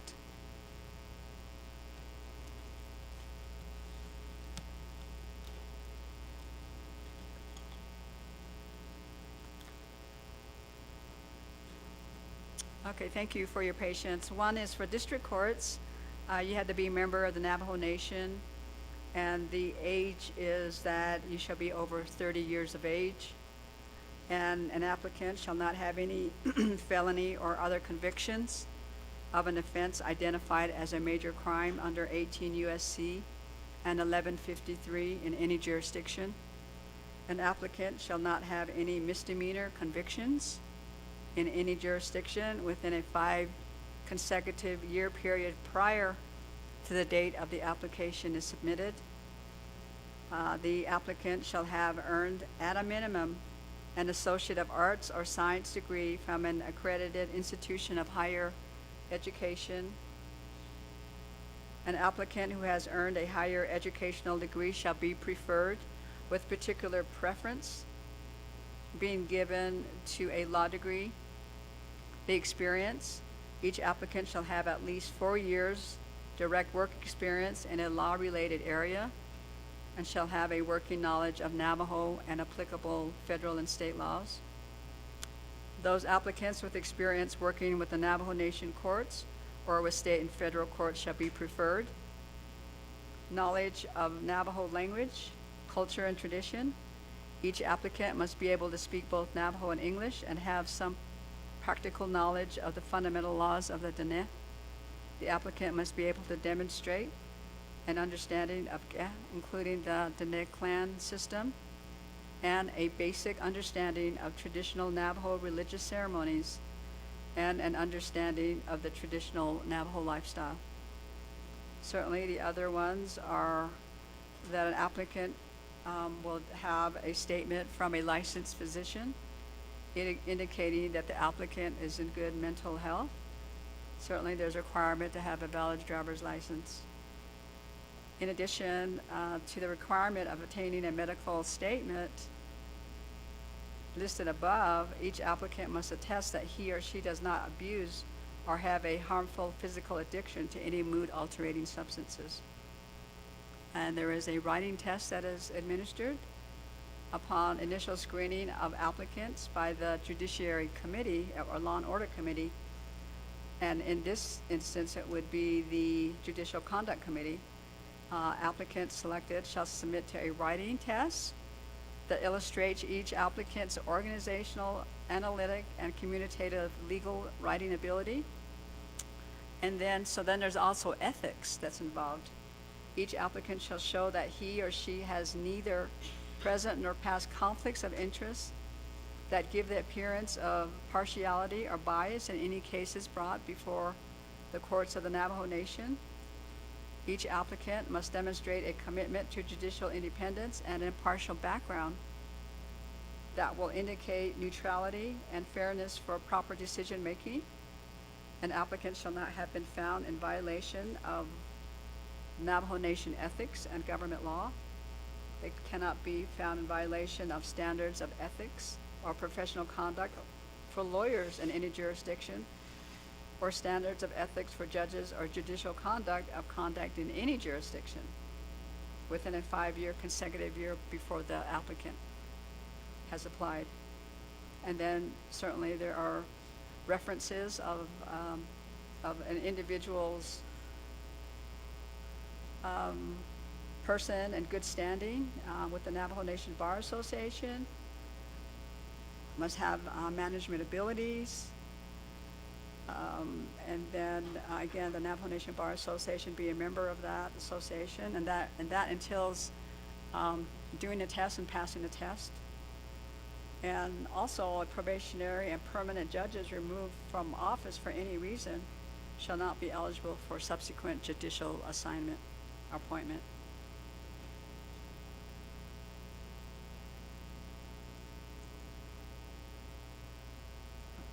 So that is pretty much the list of applications and the requirements for a district court judge.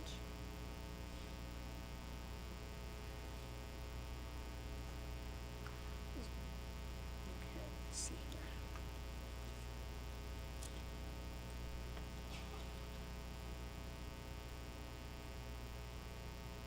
So, Delegate Nez, that is an exhaustive list of what is required. And this is what the Judicial Conduct Commission, because they're vested with that responsibility to receive applications, to take a look at all of these requirements. And then after that, they become probationary judges if they go through the process. Is that then they have these evaluations and so on. So it is an arduous, extended process for judges to go through.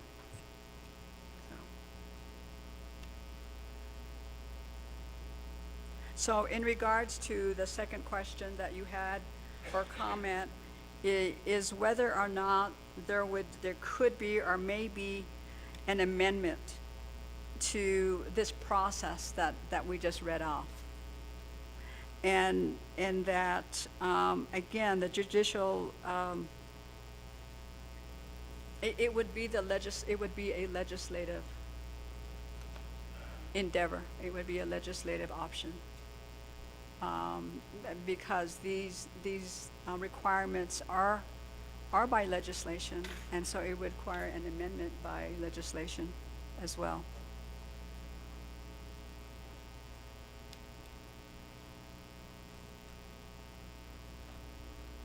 In regards to your third questions or comment in the reevaluation process. So basically, the evaluation process is a process that probationary judges or justices go through. And that is having an evaluation conducted for judges, again, within a process that I am involved in, because it's about justices, people that I may in the end be supervising. So as Karen stated earlier, there is an evaluation team that is created, which is myself, another district court judge, a member of the Navajo Nation Bar Association commissioner, and then also a member of the Law and Order Committee.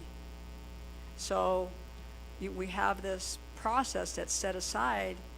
And so the evaluation takes place every 6 months if you can.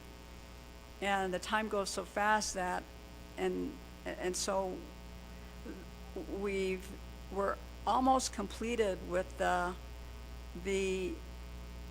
4 required evaluation sessions with the probationary judges. So we're hoping to try to get that done before the end of summer this year.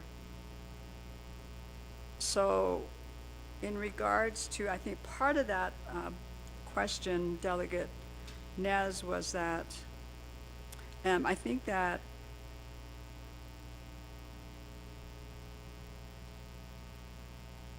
there is a supervision comment in there, certainly because the Chief Justice supervises the judges.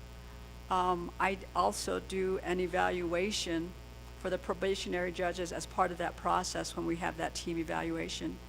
And before that, however, I have communication with the judges as to, how are you doing? Is there anything we can help you with? Getting training set up and so forth. So I believe, Delegate Nez, Dr. Nez, that I answered the questions that you had or the comments that you had.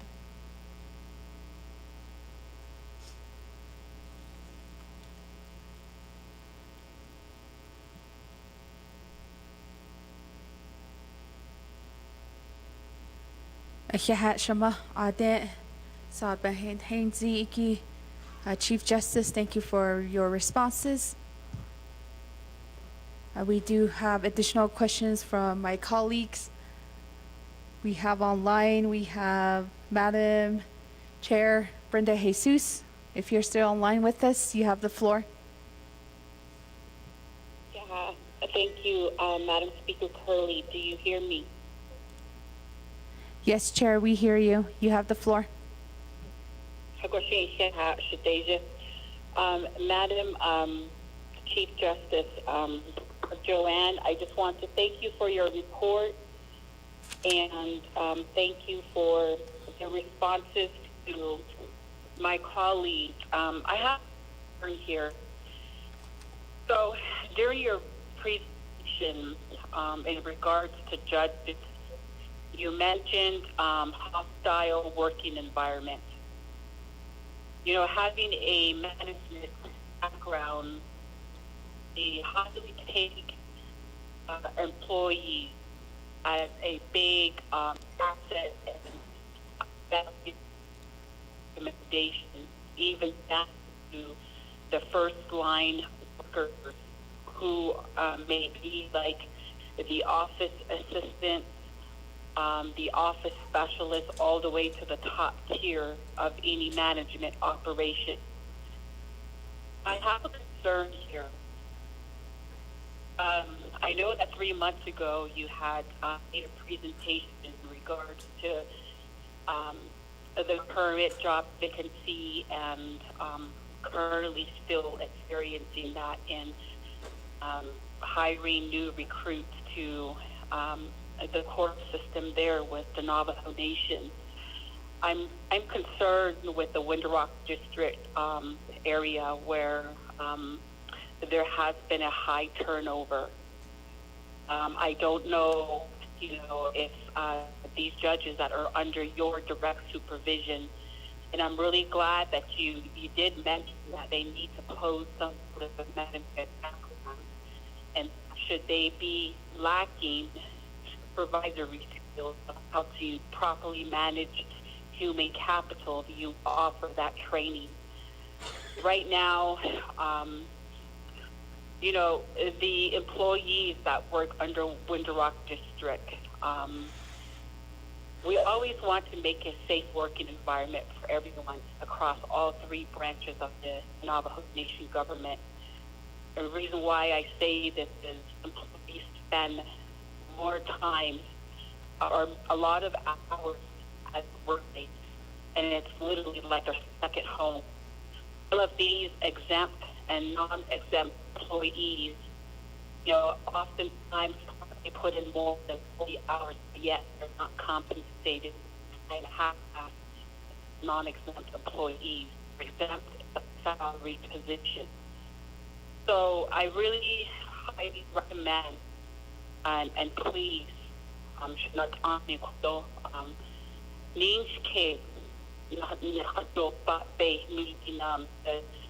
the heartwarming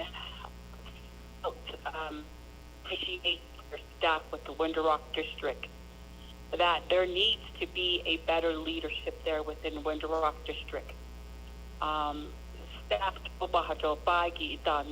and I don't think that in any workplace here on Navajo Nation, a work environment or even the culture of a workplace should be so negative that we have staff resigning.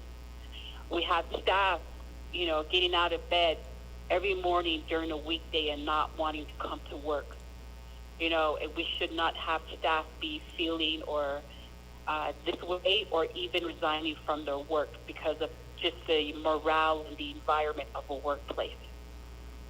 So I would highly recommend, to reassess, just where some betterments can be made in terms of management for a lot of the upper management that supervise these employees at the top 2 levels of the tier of employment.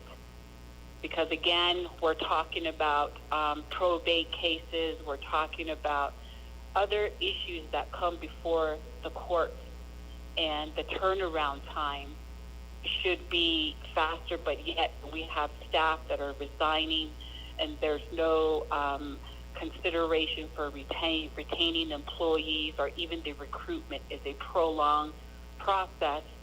I highly suggest that we really need to look at our current human capital and, reassure them that, you're there to listen as upper management, not to just ignore their complaints or the concerns.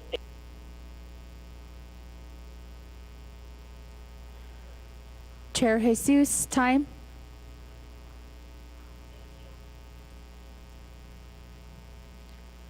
Thank you, Chair Jesus. Next in queue, we have Honorable Vice Chair Casey Allen Johnson.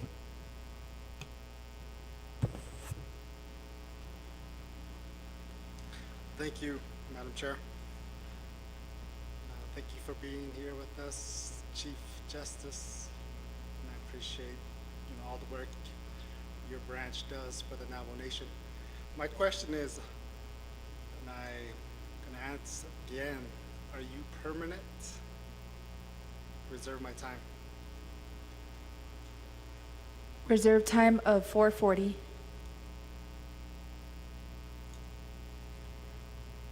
I don't see anybody else in queue for comments or questions. Chief Justice, we turn it back the floor to you for responses. Yeah, thank you very much for the comments and questions and recommendations. Chair Jesus, thank you very much for the information that you provided, and then also for recommendations and so on. And I can address this in this way, is that certainly any hostile work environment is addressed in one form or another, and it goes through, again, as I stated earlier, when there are judges or justices that are implicated in a process such as this, I would take a look at, whether or not I would choose to keep that, and then also that I move it to the Judicial Conduct Commission. And so that is a process that is set up. It's a process that drives fairness. It's a process that is driven to take a look at both sides of the story. Because as part of this Judicial Conduct Commission, if it goes there, or if the Chief Justice decides to keep that, then there is this investigation period that occurs. So that during this investigation period, there is the opportunity to look at both sides and hear both sides of a case. And so that is a process that is established and is in effect at this time. So, okay.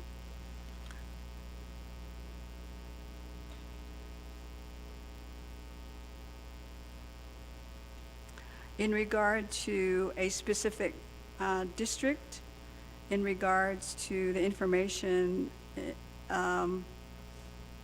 again, the process, if there is allegations of a complaint and so on, it would go to the Judicial Conduct Commission. And so that's what I could comment about at this time. And that process would work its way through. And so that is how I will address and talk about the situation, Madam Jesus, is that the process is moving forward in the way that it moves forward for any allegations of any kind of complaint. So I wanted to address your concern in that way. When it deals with personnel issues within the judicial branch, if it's for employees, if it's a personnel issue,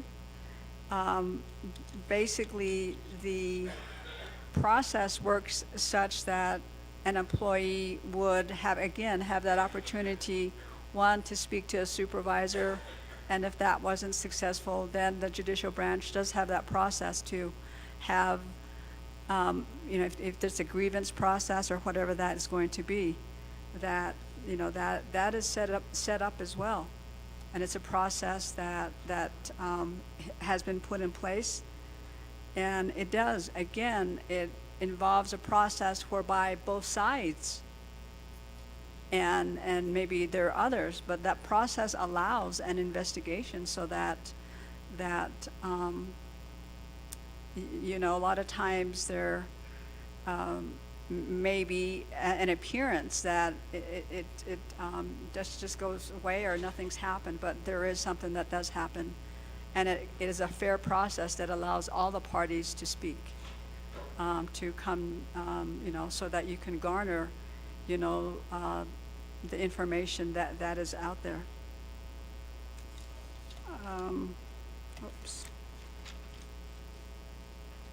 One of the processes that our human resources in the judicial branch is doing is we have had a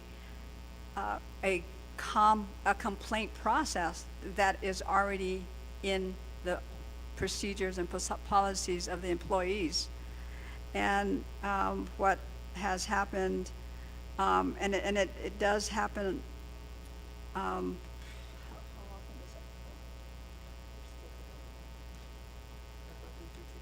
Okay, yes, and I just wanted to go through that there is the complaints and grievance process that we have within the judicial branch, and that the administration of the courts, which is under Karen Francis, who's sitting next to me, it's under the administration process, is that there is an increase in training in that, in complaints and so forth. So I just wanted to report that, so that the judicial branch is not turning, we're not turning away from this type. And certainly we are looking at, we want to be sure that employees, are given the training and the process to go through something such as this that we're talking about.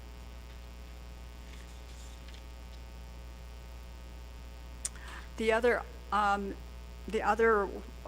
part of this is that we do an annual training. We do an annual training on the judicial branch employee policies and procedures, and that has been going on every year. So the employees, all of the employees, get an opportunity to hear it, and then they get to hear it again the next year, and they may have questions, as each year goes through. And so we do have that training that we do have on any type of issues that come before any employee or supervisor and so on.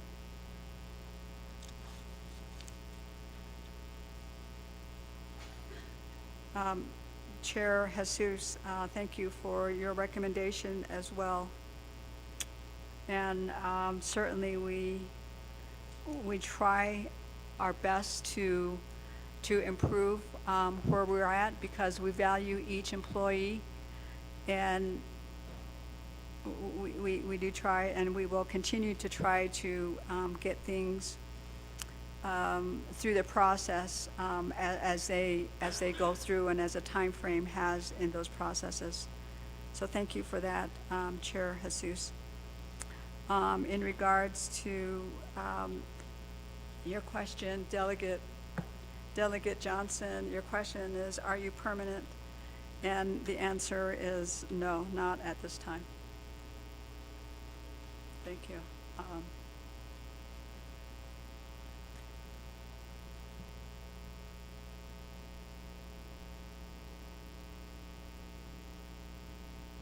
Thank you, Chief Justice, for your responses. Colleagues of the 25th Navajo Nation Council, I don't see anybody else in queue for questions or comments. We'll go back around to reserve time. I have reserved time for Honorable Chair Eugenia Charles Newton with 4 minutes. Speaker So with 1 minute and 19 seconds. Honorable Chair Parrish with 4 minutes and 19 seconds. Honorable Chair Vince James with 1 minute and 20 seconds. And Honorable Dr. Andy Nez with 3 minutes and 25 seconds. Honorable Chair Eugenia Charles Newton, 4 minutes. Reserve my time. Reserves her time. Speaker So, 1 minute and 19 seconds. Yeah, thank you very much for your answer pertaining to the budget, and definitely look at that aspect of exploring where appropriation is done by percentage ratios, so that bottom line is just trying to get your fair share, because the nation on this side, the programs, majority of tribal programs has always been asking for carryovers each year. In each year, we've been giving them carryovers, and next year, the following year, they're asking for carryovers again, and the carryover, that issue is gone. And from here on, this coming budget season, or this year, there will be no carryovers for programs. So, so just try to explore that option there. The other is that, finding a way to really speed up the probate issues pertaining to grazing permits.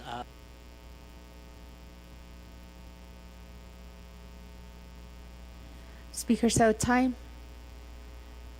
Next we have Honorable Chair Parrish with 4 minutes and 19 seconds. Thank you, Speaker Curley, and thank you, Madam Chief Justice, for your response. I appreciate your answer. However, talking about a campaign is one thing, but also seeing a campaign is another thing. So I think that it is pertinent that the Navajo people and also when we're talking about the budget, that we make sure that a campaign is visible. That's the entirety of trying to recruit judges. And I think it's important that these vacancies be filled, because some of the vacancies are 7 years old. These vacancies are not just, we should not be budgeting for vacancies if there needs to be a plan to fulfill those vacancies. And this impacts the whole budget. This impacts how we negotiate salaries, is how we see the vacancies overall. And you're right that there are vacancies in the executive branch as well. But I think the difference is that Health, Education, Human Services is the oversight to the Department of Personnel Management. So there is a collaborative effort between two branches to to open that discussion about how to fulfill the vacancies, and the department and the judicial branch has their own Department of Human Resources. So, we ask these questions over and over because between the legislative and the executive branch, there is communication about this, but we ask these questions, and the only opportunity we ever get to ask these questions are on a quarterly basis, or if we invite the judicial branch to come before our committees. So these questions may sound redundant, and these questions may be questions that we constantly ask, but that's just because you have the opportunity to have your own human resource department. You have control over fulfilling the vacancies, and this is important when we're talking about what we're going to look for in the future. And I appreciate Dr. Andy Nez for asking about the criteria to fulfill these positions, because it's important to think about what the Navajo Nation judge looks like in 2023. And so those are my questions from Budget and Finance, because those are questions that we have when we're looking at money that's not being moved, money that's not being used, money that's just sitting there not accumulating interest. These are important questions to ask. Thank you. I reserve my time.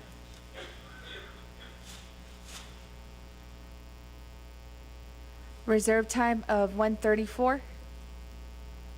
Honorable Chair Vince James, reserve time of 1 minute and 20 seconds. Speakers, members of the council, the audience, Chief Justice, regarding carryover for your vacant positions. If you don't fill those positions, then it's creating a carryover for personnel. So what is your plan? What is Judicial's plan? Or are we going to do the norm of providing high bonuses at the end, towards the end of the fiscal year? Then on page 66, it just talks about your K account. There's no breakdown of your general funds on how you're utilizing that. So honorable point of order. So I'll just leave that one and meet with you on those questions. And I waive the rest of my time. Honorable James waives time. Honorable Dr. Andy Nez, you have a reserved time of 3 minutes and 25 seconds.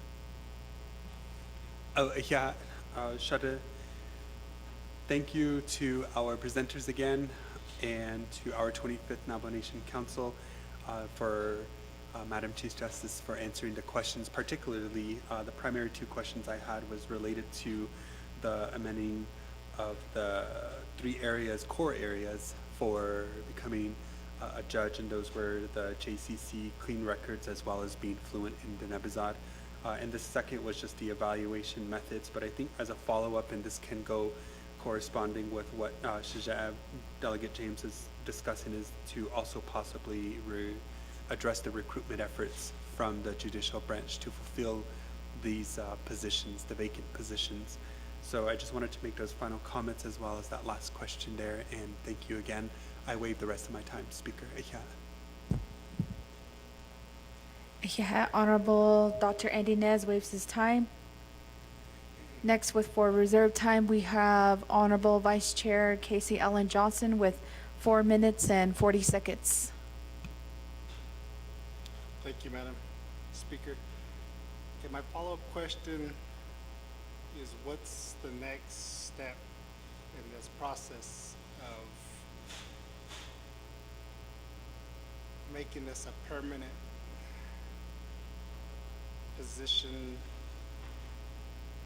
going from a temporary to a permanent position? That's my question. Reserve my time. Reserve time of 4 minutes and 15 seconds.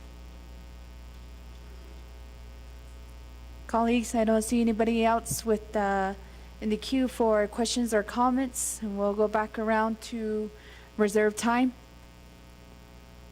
We have reserved time for Honorable Eugenia Charles Newton with 4 minutes, Honorable Parrish with 1 minute and 34 seconds, Honorable Johnson with 4 minutes and 15 seconds.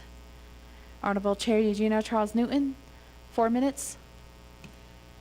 Thank you, Speaker. I actually am going to use this time to say thank you to the Chief Justice. But also, Speaker, I just learned that we had many Navajo runners who ran in the Boston Marathon this morning. And I think that that is like such a tremendous accomplishment. I think the most I ever ran was a 10K, and that just about killed me.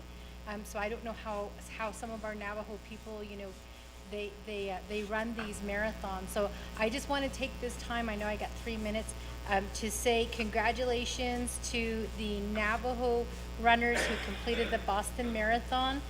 Even if you completed it last, it doesn't matter, you did it. So I'm taking this time on council floor, Speaker Curley, to recognize our Navajo runners out there. I know that from my community of Shiprock, we had a young woman named Lori Totachini who ran, and I was asked to create a video for her, but because I was in DC last week, I wasn't able to do that. So I'm doing a special shout out to Lori from Shiprock, and to all of our Navajo Shiprock actually all of our Navajo runners who ran in the Boston Marathon.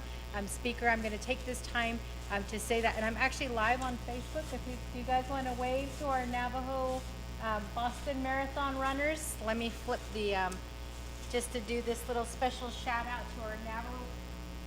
If you are proud of them, wave so that they know these are our Boston Marathon runners, and we do have council present in council chambers, so I just wanted to say that. So thank you for you guys waving. All right, thank you. That's all I wanted to say. I'm going to wave the rest of my time. Thank you. Ekehat Chair Charles Newton, thank you for recognizing our Navajo runners. If I'm correct, you had to be a qualifier for Boston Marathon, so you do have to run amount of different number of runs and within a certain amount of time. So I know it's a very challenging just to even be a qualifier. So congratulations to Lori Torichitni. Congratulations, and we're cheering you on from here.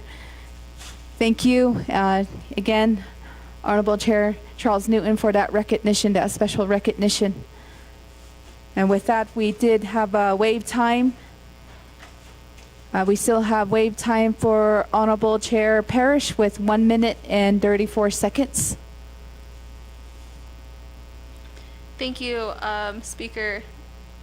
I don't have any more questions for Chief Justice Joanne Jane, but just to go off of what Chair Eugenia Charles Newton had mentioned and recognized a community member who ran the Boston Marathon.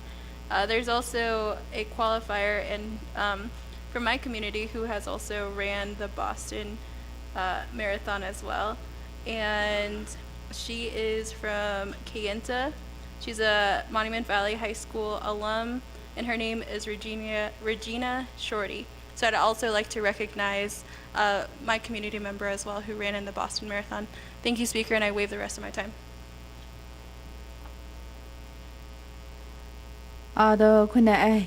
Honorable Chair Parrish for that recognition to the Boston Marathon runners. We'll give the floor back to Chief Justice for your responses. Thank you. Madam Speaker, thank you for this. I would like to respond to Delegate Otoso. Thank you again for the information in regards to the carryover and the elimination of that. So also, you made a comment in regards to finding ways to speed up the probate issues in regards to grazing.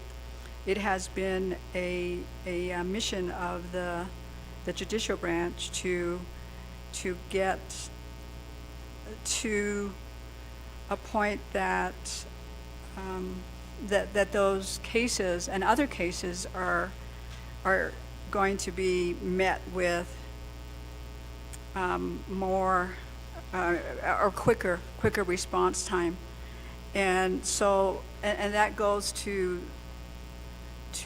Delegate or Chair Parrish's questions and comments, is that certainly, you know, the number of cases that would be finished, that would go through the process is very much dependent upon one, is that having the present judges, you know, doing what and going through the process that they go through in a manner that they will be able to move those cases. And it's a joint effort between the judges and their staff, such as the court administrators and all of the staff at each of these court systems. And so thank you for that, Delegate So. Secondly, Madam Chair Parrish, thank you again. Certainly, the avenues that we've taken, and the avenues that we have taken surely is, part of it has been very visible, but we will continue to take the recommendation to heart, and so that we can always do better. And so we also agree that it does impact our people that are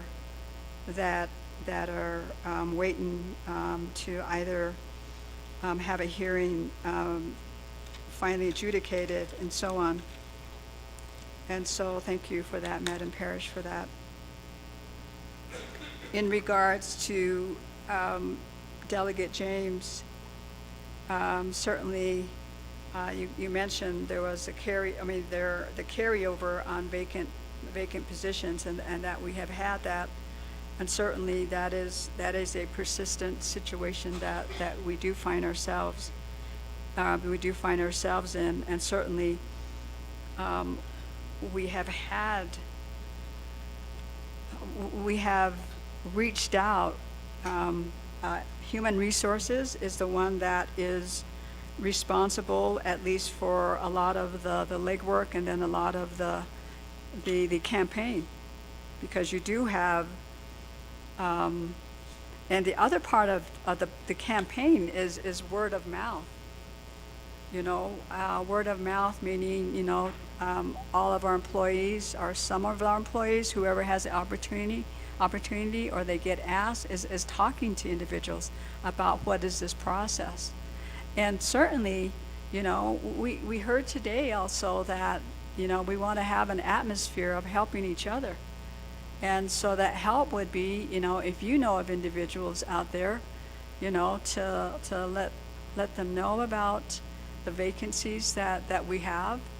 And so I think that is part of a working relationship that we would certainly appreciate to have. In regards to, you asked about what is the plan for high bonuses. And I would need more information on that. I'm not sure what you mean, high bonuses. When did that occur, and so on. So actually, so I won't be able to answer that part of it. In regards to our, and if it can get clarified, I can answer that. Point of privilege, Honorable James.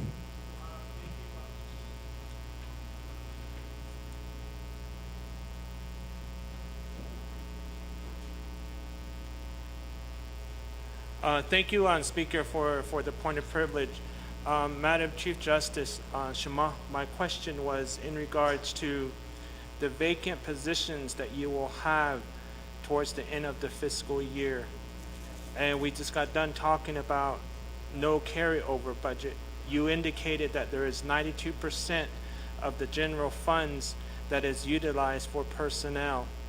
So with that, what are you going to do with your carryover funds if 92% of that is in general funds? Are you going to do the norm of providing your traditional employees, your staff, bonuses because you do not get any carryover funds when the fiscal year ends? That's my question and my point of privilege. Speaker, thank you very much. Yeah. Thank you, Honorable Chair James, for that clarification. Madam Chief Justice, may you address his concerns and his questions. Go ahead.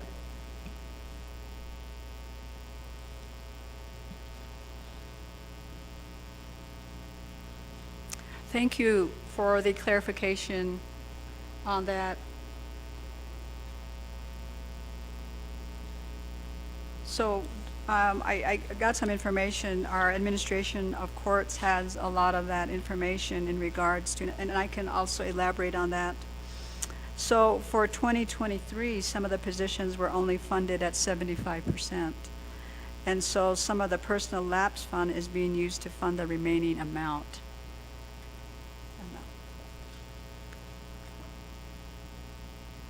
Just a second. Okay. So I believe that, I hope that that answers that part of the questions. It is that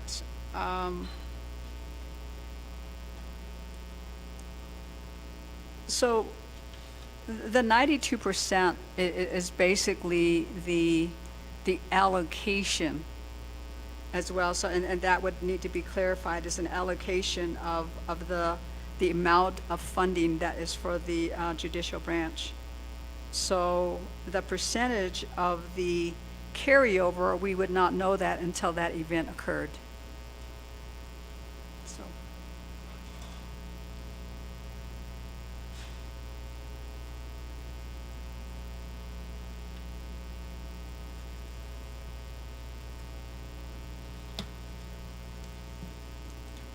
Chief Justice, does that conclude your responses? Yes, thank you.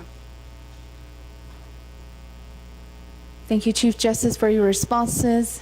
I don't see anybody else in queue for additional comments or questions. We do have one reserve time.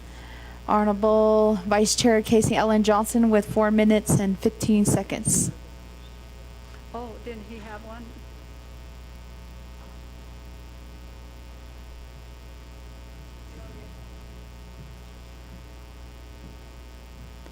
Honorable Chief Justice.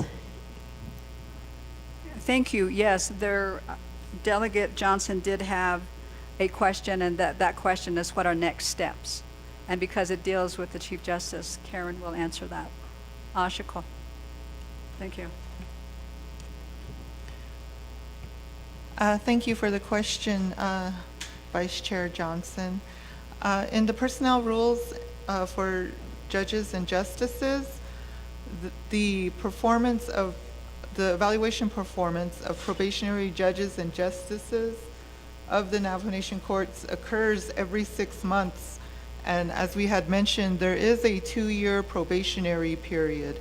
So during that time, there should be an evaluation every 6 months. And in the case of the Chief Justice, rather than the performance evaluation team that Chief Justice described earlier, it is the Law and Order Committee. So the next step after those evaluations takes place is for the public hearing, and that is for all probationary judges and justices, that they would have a public hearing, and that is conducted by the Law and Order Committee. Thank you.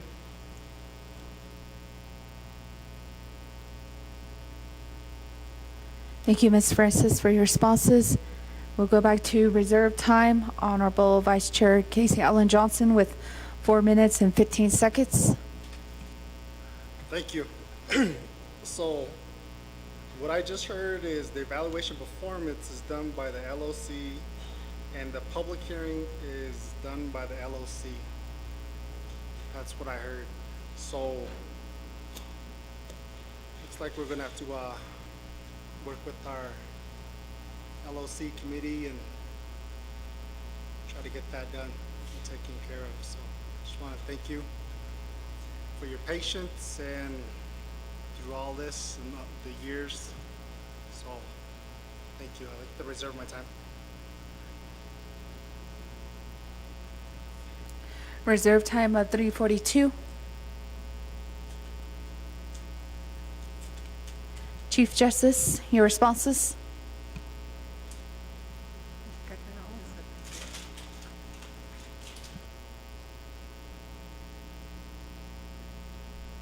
Speaker, I responded to all of them. I responded to all that I have.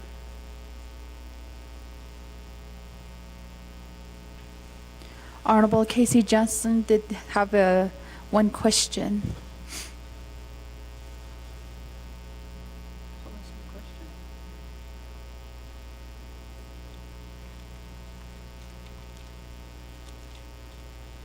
We answered that one on next step. Madam Speaker, the last question that we had was, what are the next steps? And so that was answered by Karen Francis. And Delegate Johnson, I believe, made a statement, but I don't know if that was a question. Honorable Vice Chair Casey Ellen Johnson, you have reserved time of 3 minutes and 42 seconds. Madam Chair, we're going to go ahead and, Chief Justice, we're going to go ahead and recommend you a list, of recommendations to you and your department.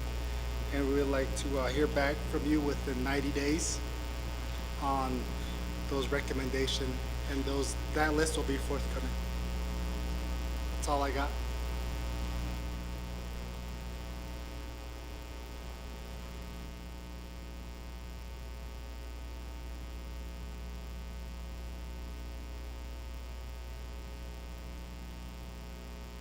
It'll be reserved time at 2:40. There's a point of privilege raised on the floor by Honorable Chair Eugenia Charles Newton. Thank you, Speaker. I am calling a point of privilege under the Navajo Nation Council Rules of Order, Rules 16, both A and B. I just wanted to make it known, and I was waiting for the response from the presenters. The 24th Navajo Nation Council did not proceed forward with the confirmation hearing because of COVID. And I want to make that clear. Because of COVID, we could not have public hearings, nor could we gather in buildings in large numbers. It is the right of the Navajo people to take part in the public hearings that are offered for judges. So I'm a little bit surprised that this was not shared with delegates in terms of why the Chief Justice's confirmation hasn't proceeded forward. It was originally supposed to be scheduled for 2020, but that's when we had COVID. And we just barely came out of COVID and allowing large numbers to take place in buildings. So we will be taking that up for the 25th Navajo Nation Council Law and Order Committee. I do have to speak up for my committee as I am chair and make it known that this was the issue that we encountered. It wasn't that we didn't want to proceed forward, and it wasn't that there were anything that was preventing us aside from this tiny little thing called COVID that we tend to forget happened and interrupted our lives for 2.5 years. Thank you. Honorable Charles Newton for that clarification. Point of privilege, Speaker So. The other two is that as the public, I just want to just get information on for delegates so that you understand why, is that the administration that's responsible for the evaluation is still going through the evaluation process. So they have a team that's in place that's addressing it, and that they believe the evaluation needed to be caught up. So that's one reason why it never went. You couldn't finish the evaluation. I mean, you couldn't get to the public hearing unless the evaluations are completed. So the evaluations were not completed. So that was on the administration of, Court of Administration. So, iriya, yeah.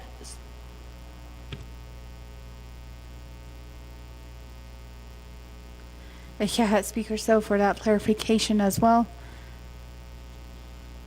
Ado Kwaiki, we still have one reserved time. He waives his time. I don't see any more additional questions or comments coming from the floor. Second call.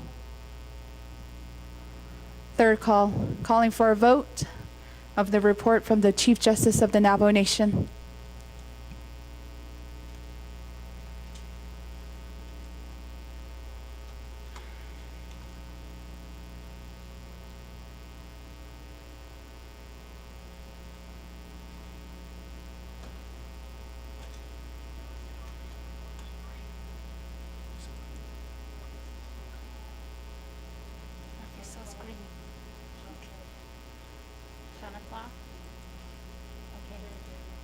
I'm sorry, wait. Herman Daniels, green. Shauna Claude, green. That all? Okay.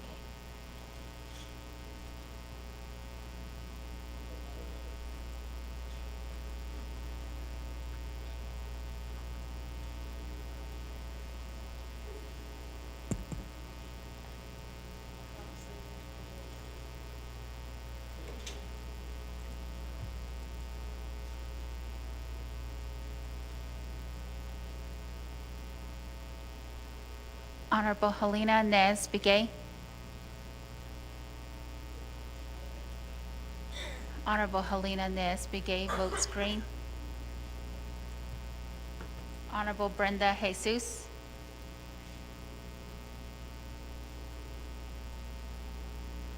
Honorable Brenda Jesus.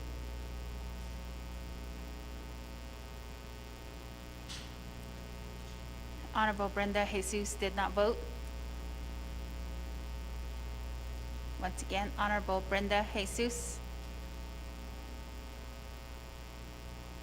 Honorable Brenda Jesus. Honorable Brenda Jesus votes green. Madam Speaker, with a vote of 22 in favor, 0 opposed, and Madam Speaker not voting. Thank you, staff. We have a vote of 22 in favor, 0 opposed, and Speaker not voting. Thank you, Chief Justice. Motion, Honorable Vince James. Speaker, I'd like to make a motion to recess and then tomorrow begin with legislations.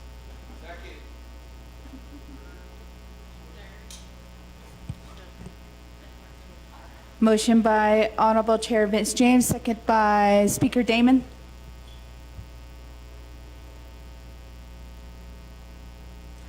Are there any comments or questions or objections? I don't see any. Second call. Third call, we recess for today at 7:15 p.m. Or we vote, right? All right, let's go take a step back. Vote to recess. We'll go to the drawing board. Thank you, colleagues.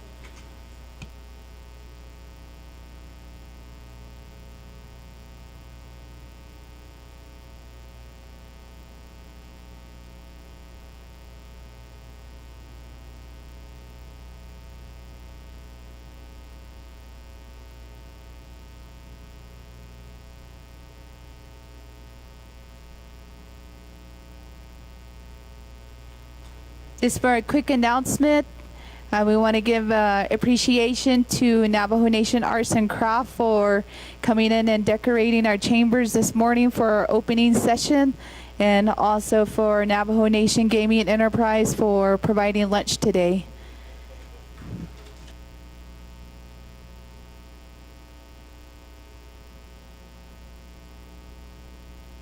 Also, a note, honorable colleagues, on Thursday, we'll be having a special visit from Utah Lieutenant Governor Henderson on Thursday, and we'll send that out through email.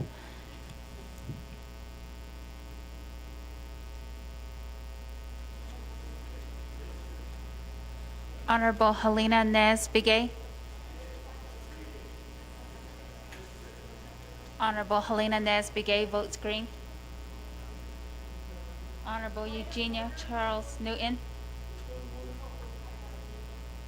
Point of order. Honorable Charles Newton. Speaker, when are our toilets gonna be fixed?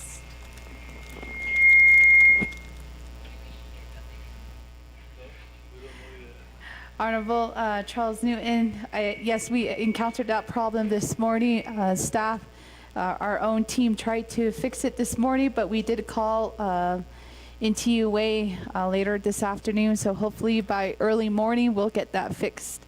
However, we do, just in case for that instant, we did have porta potties outside, and also Speaker's office is always open for restrooms facilities as well. Herman Daniels.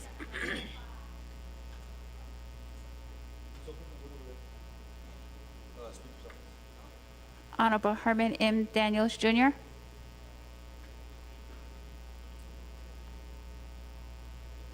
Honorable Herman M. Daniels, Jr. Honorable Herman M. Daniels, Jr. did not vote. Honorable George Toll.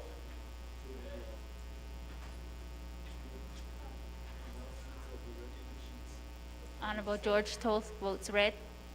Honorable Herman M. Daniels, Jr. Honorable Herman M. Daniels, Jr. Honorable Herman M. Daniels, Jr. did not vote. Madam Speaker, with a vote of 19 in favor, 2 opposed, and Madam Speaker not voting.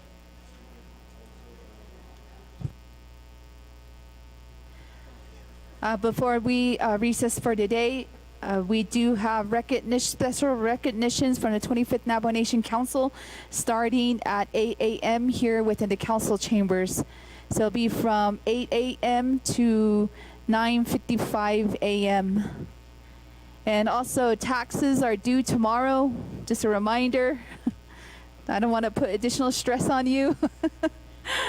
But we recess with a vote of 19 in favor, 2 opposed, and Speaker not voting, recessing at 7:19 p.m.